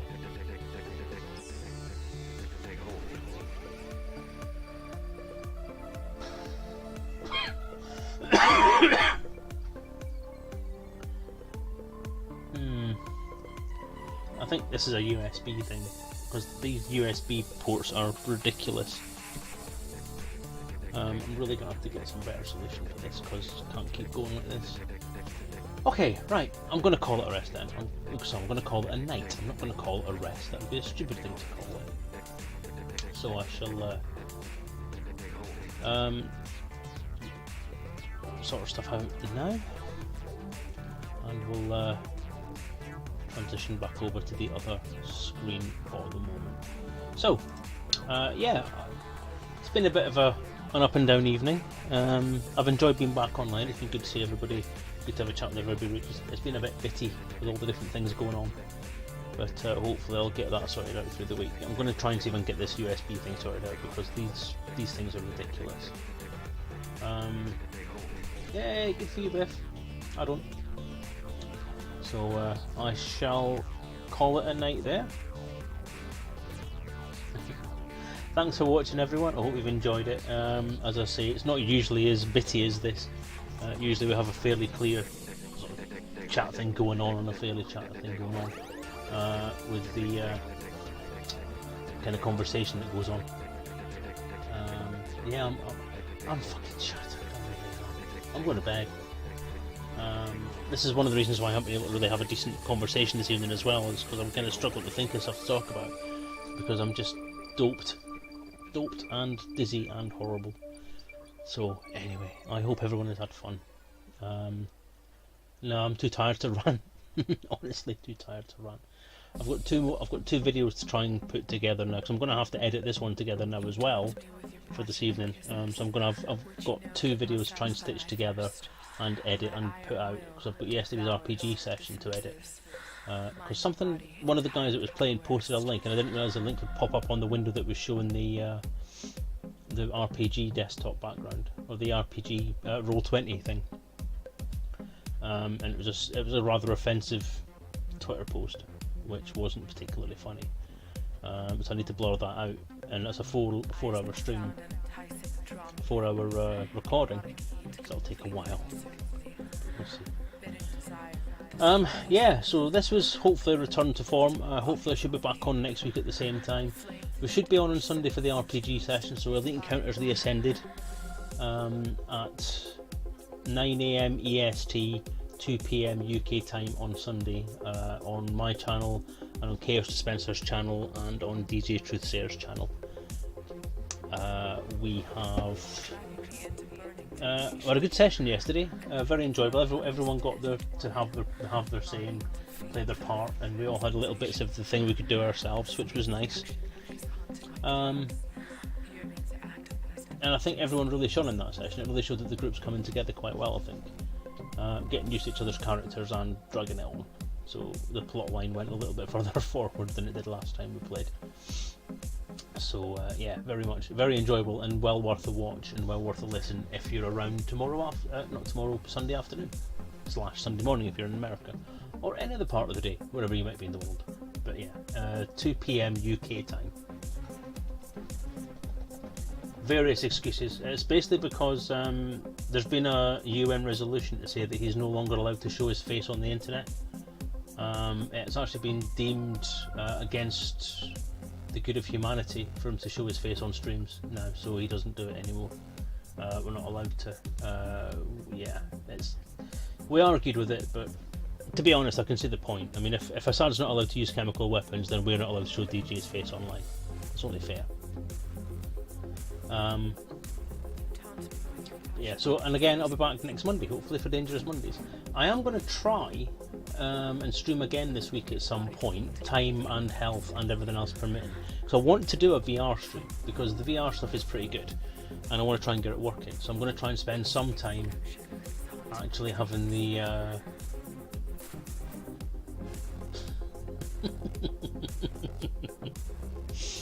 Oh, the argument about that. Jesus Christ. Wow. But it gave me a quite good moment. I quite enjoyed that. It's always good when my character gets a good moment like that. It's a shame it's at the expense of another character, but hey, it was funny. Yeah, Chaos did a very good job sort of guiding that through. It was quite fun. It's always funny when, I mean, I've done it myself, I'm not innocent of it myself, when you jump into something you're trying to do something quickly. But when I'm doing like three kind of different things at the same time, as well as trying to keep an eye on what's going on, it's easy to miss stuff, whether you're a player or a GM. And Chaos did well to keep track of what was going on. He would not have backed down. When did he back down? They did them jumping out when it was 5k away. I think he reached a fairly good compromise with it, because if he hadn't reached a compromise like that, then he would have killed the character. And although I've always said that as far as I'm concerned as a GM, if someone does something stupid, then they do something stupid. And I kind of I try and keep to the hard and fast rule as a GM, that if you say something, I'm going to keep talking, so I'm just going to put myself back on there. Hello. If you do something as a GM and the players say something, I usually try and keep the rule that if you say it, you do it, unless you specifically say you're out of character. When we're doing a stream like this, where there are some new characters and new players, and people are getting used to the system and used to the group and used to the way that the GM works, then you have to have a little bit of leeway with it.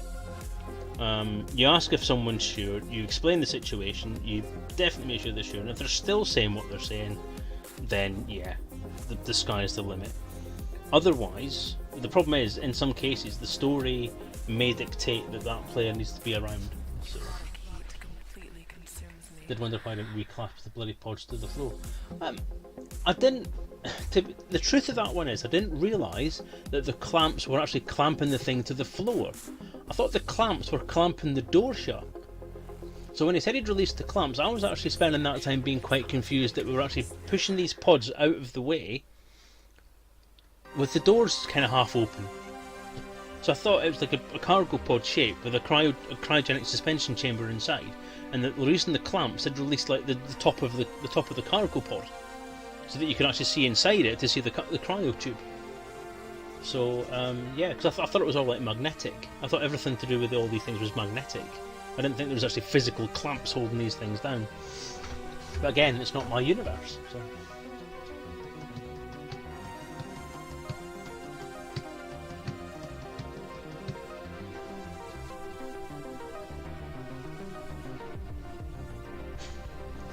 Yeah, as I say, it was...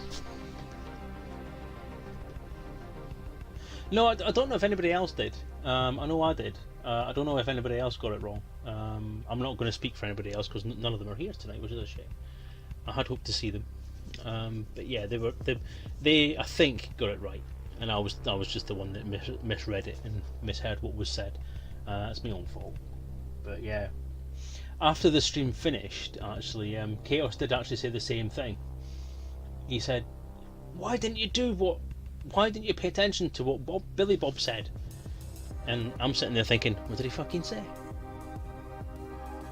I don't know, what did he say? That's why I had to remind Chaos. I said, well, I didn't pay attention 100% to what was going on, and I wasn't really listening to what Billy Bob was saying because I was busy trying to work out what to do next. Because I was actually role playing through the fact of being panicked, and so as such, I was kind of just focused on the one thing I wanted to do, not really listening to what Billy Bob was saying. And I wasn't. And he said at the end of it, he said, "Why don't you guys take notes?" And it's like, yeah, it's easy enough to say let's take notes, but when you're trying to run a stream and listen to the GM and try and work out what's going on and draw the map as well, it's difficult to sit there writing out stuff at the same time. It's a lot to do as a player. A long time since I've played, and that was mainly why I was doing the map, is so that we actually had some kind of layout of the ship that no one else did. His voices are funny, Billy Bob. Oh well, you see, Billy Bob's my fault.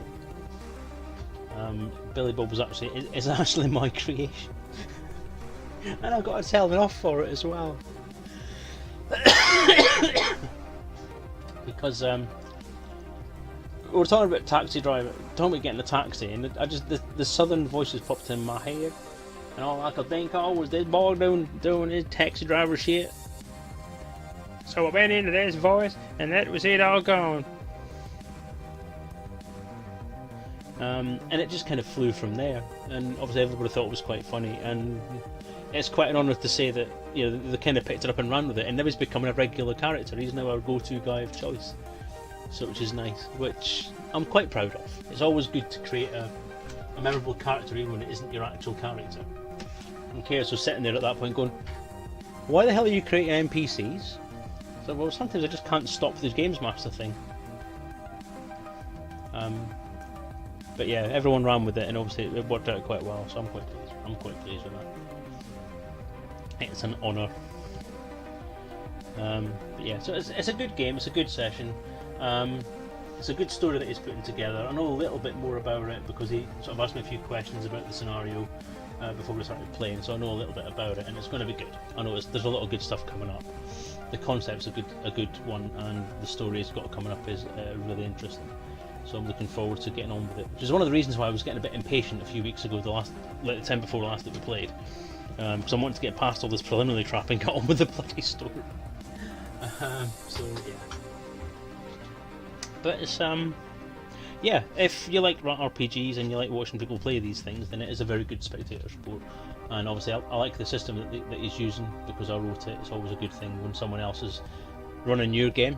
Or when something you've created is being run by someone else, and you can look at it as an outsider and see how it goes. As a player as well, it gives me that kind of insight into how well it plays as a game.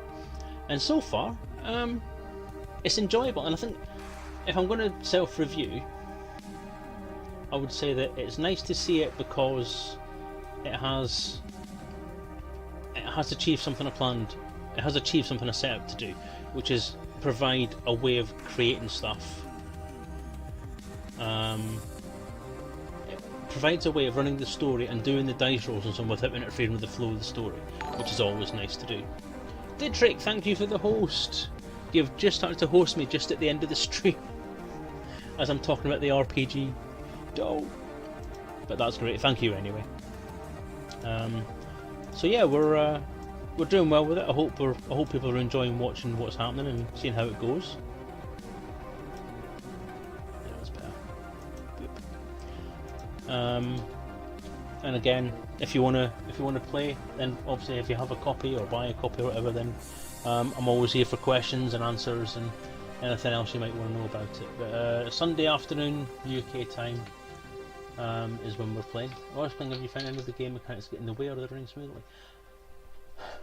I haven't seen anything get in the way yet. It helps that we don't have to physically roll dice or physically work out what we need to roll, because Simon's put together a really good character sheet. Oh, cheer! Yay! Thank you very much, Dietrich. Thanks for the fun yesterday. Thanks a lot, mate. Appreciate it. My pleasure. I'm glad you're enjoying it. And don't thank me. Thank Chaos. Chaos Dispenser is the man who's put it all together. DJ is the guy that organised it. I'm just along for the ride and the free publicity. Sorry, free publicity. But yeah, I'm really enjoying it, and I think everyone else is as well. I think, yeah, it's going well, and I think everyone's finding their feet with it. I think people are struggling to try and separate player knowledge from character knowledge. There's been a couple of instances with a couple of the guys where they've been talking through issues that they're not really present at, or that they've not seen, or that they wouldn't be aware of, but because they've heard it in conversation, they've kind of had some input into it and tried to comment on it, and Chaos has had to bring them back a little bit on that. And we had a quick chat about that at the end of the session. So, anyway, back to Garzi's question. If any of the game mechanics get in the way, they're running smoothly. Simon's character sheet with all the little interactive buttons on it that you can press through the dice rolls is working really well, and that is helping. But I think even in situations where you are having to roll dice, you're not having to roll too many. And that's what I mean, it's one dice roll, or at most two dice rolls we've had so far, and everything's sorted out. You've got your answer, and it works really well. So I'm quite pleased with that. I'm quite pleased that it works as well as it does, and it's quite interactive.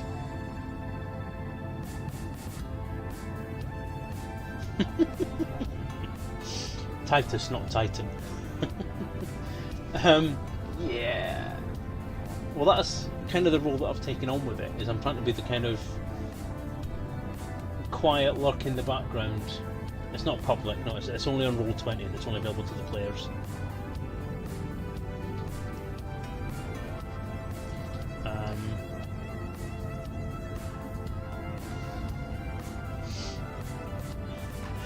Yeah, see, that's kind of the way that we've done the characterization for the group, is that Titus is this kind of run in and do stuff without thinking person. I'm not really sure where Benjamin fits in. Myself and Malik seem to be the same kind of characters, that we'll just kind of take a step back, observe the situation, look at the environment, and then we'll consider an approach. If it comes to a situation where we have to be like quick reacting to stuff, then we tend to be a little bit on the slower side, speaking up as players more than anything else. But the problem we've got is that we have some players on there who are quite quick to jump in, and quick to jump in situations where maybe they don't know anything, or don't know, or sorry, their characters wouldn't necessarily be ideal at. So you've got DJ, for example. His character has absolutely no intelligence whatsoever. He's got a mind of 1, so it's the lowest possible score you can have for a stat, for an aspect. And he tries to jump in and try and solve problems, and it's like, well, if you really have a mind of 1, you're not role playing the mind of 1. You're role playing your own thought process into this character who's not that bright. So rather than just sitting there going, duh, which is essentially what he would do when it comes to a situation where he's got to think, DJ's being DJ, and DJ has a very quick mind, so he just jumps into that situation. And people who actually have a mind score of more than 1, who aren't just standing around going, duh, aren't getting the chance to act in that situation. You've also got Buttons' character, which is a very similar situation.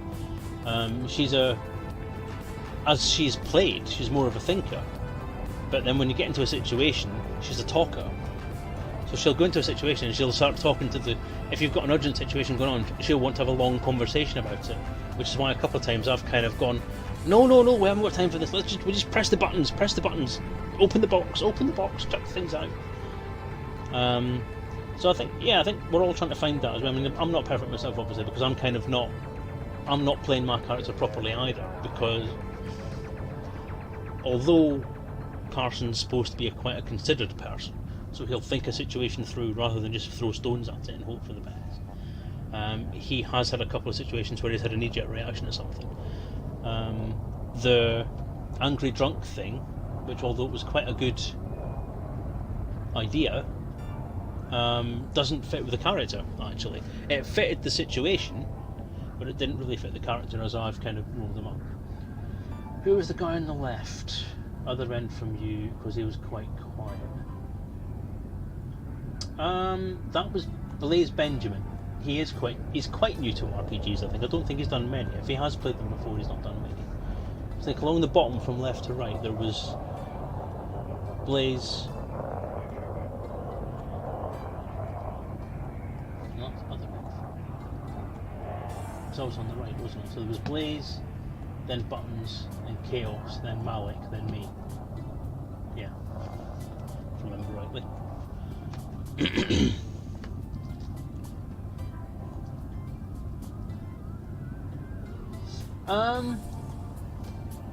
Yeah, the sound balance yesterday wasn't quite right.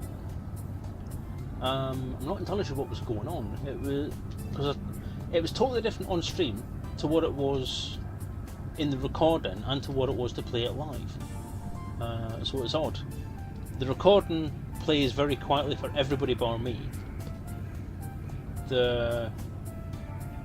When I put it into Power Director today to try and edit it, Power Director boosts the volume for them all, but not me.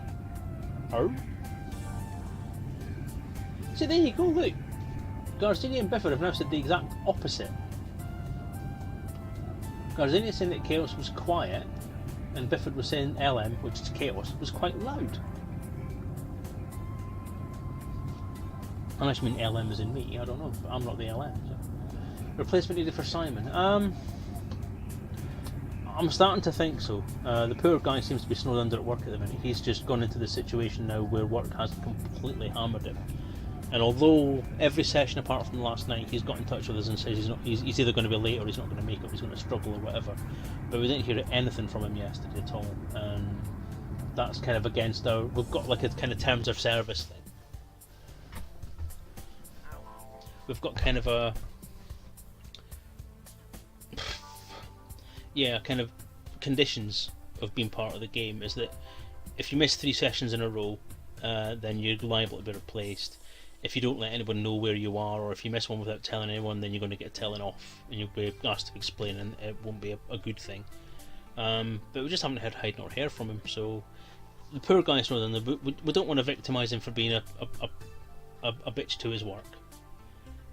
So we don't know. It's a sad thing. Dude, there are players queued up. We have people queued up to want to play this thing, seriously. From what DJ and Chaos have been saying, there are people on there, there's about 20-30 people each on their streams who are wanting to have a shot, seriously. So I don't think there's going to be like a celebrity player idea, more than just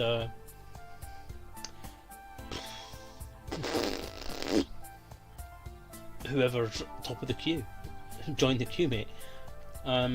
If we were going to be doing a replacement, if we're going to write Simon out and have someone else come in, we'd be looking for a long-term replacement. It wouldn't be a guest spot for a week to fill in. We need consistency. Chaos needs to have a consistent player base and a consistent set of characters, so we can write the scenario through based on those characters.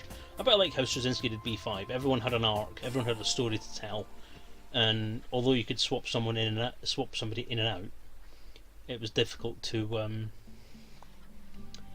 it'd be difficult to keep doing it on a week by week basis. So we'd have to keep, you'd be relying on somebody to create a similar sort of character with a similar sort of skill set. So he's obviously built this campaign around the skill set that our characters individually have. So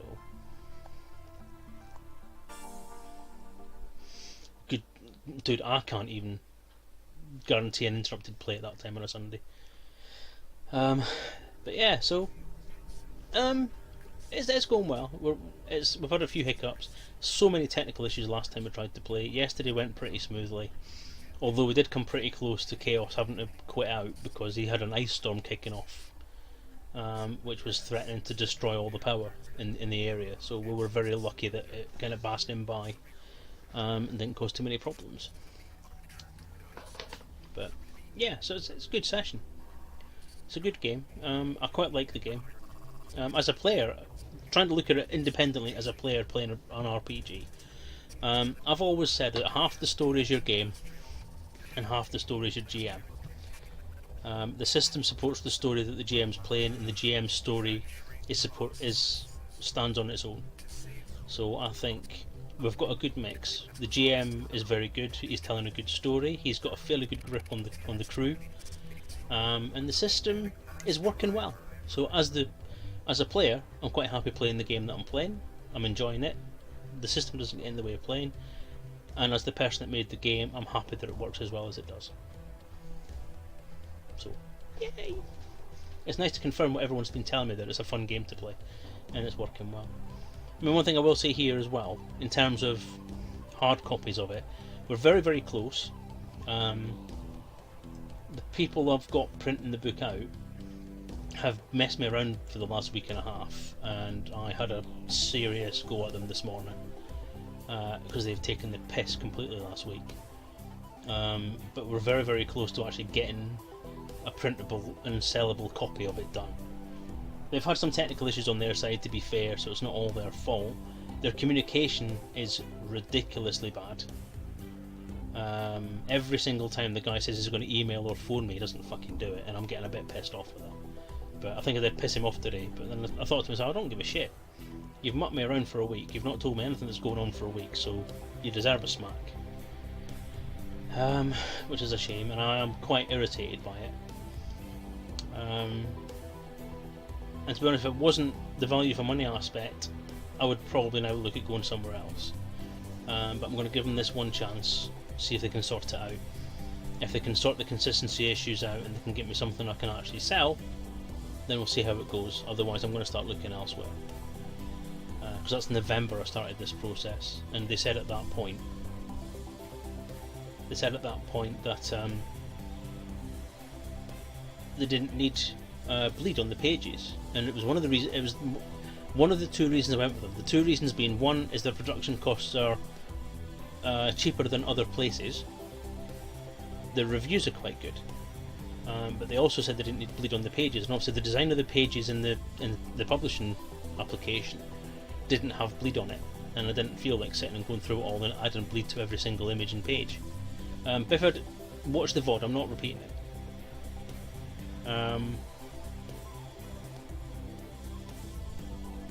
But I've now, 2 weeks ago, while I was ill, essentially, I spent a long feverish evening adding all the bleed and changing the images, because it was mind-numbing just sitting there with 60 different images, adding 30 images to split into 60 images, so I'd split them down the middle, but adding 6mm of bleed outline around each image to retain the same thingy.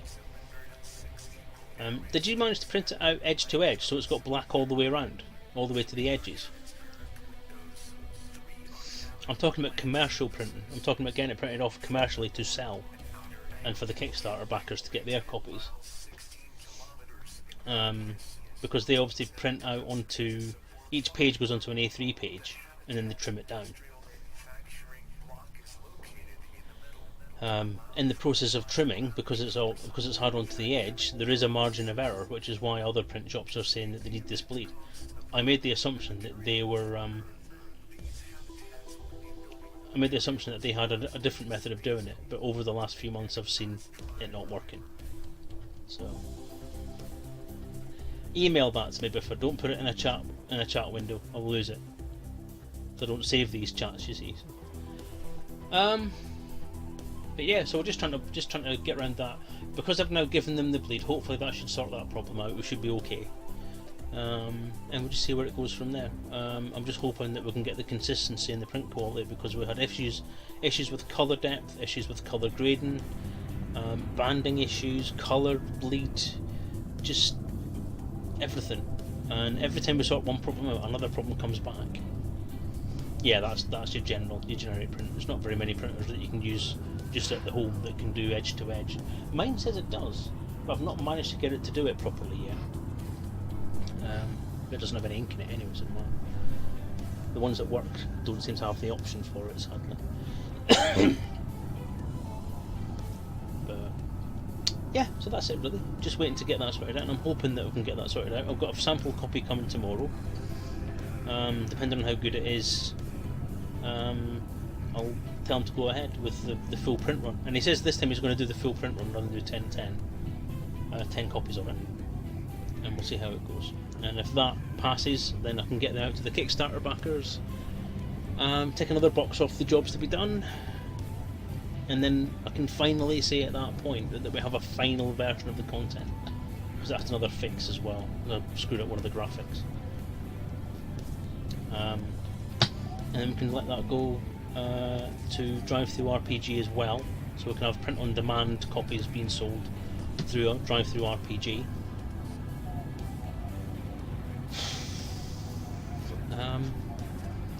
Yeah, and then I can get on with getting the EPUB versions done.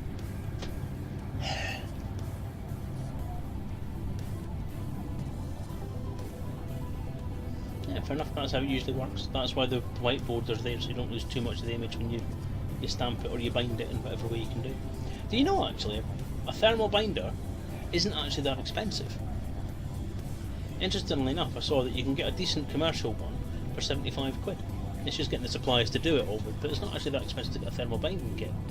So that would be really nice. You could actually do that at home and have a nice lovely bound version yourself.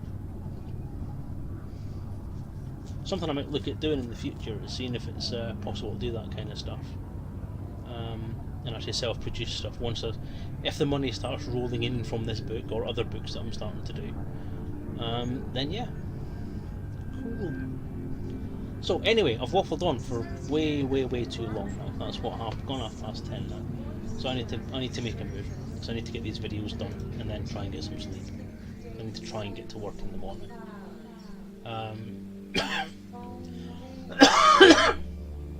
So yes, I shall call it a night there, and we'll get ourselves off. So, you guys have a good evening. Enjoy yourselves. Have a good week. I shall see you all either on Sunday for the RPG or on Monday for the next instalment of Dangerous Monday. We'll head on the last leg of the trip to Colonia now that we've restocked, resupplied and rekitted the ship. So yeah. Apologies again for the slightly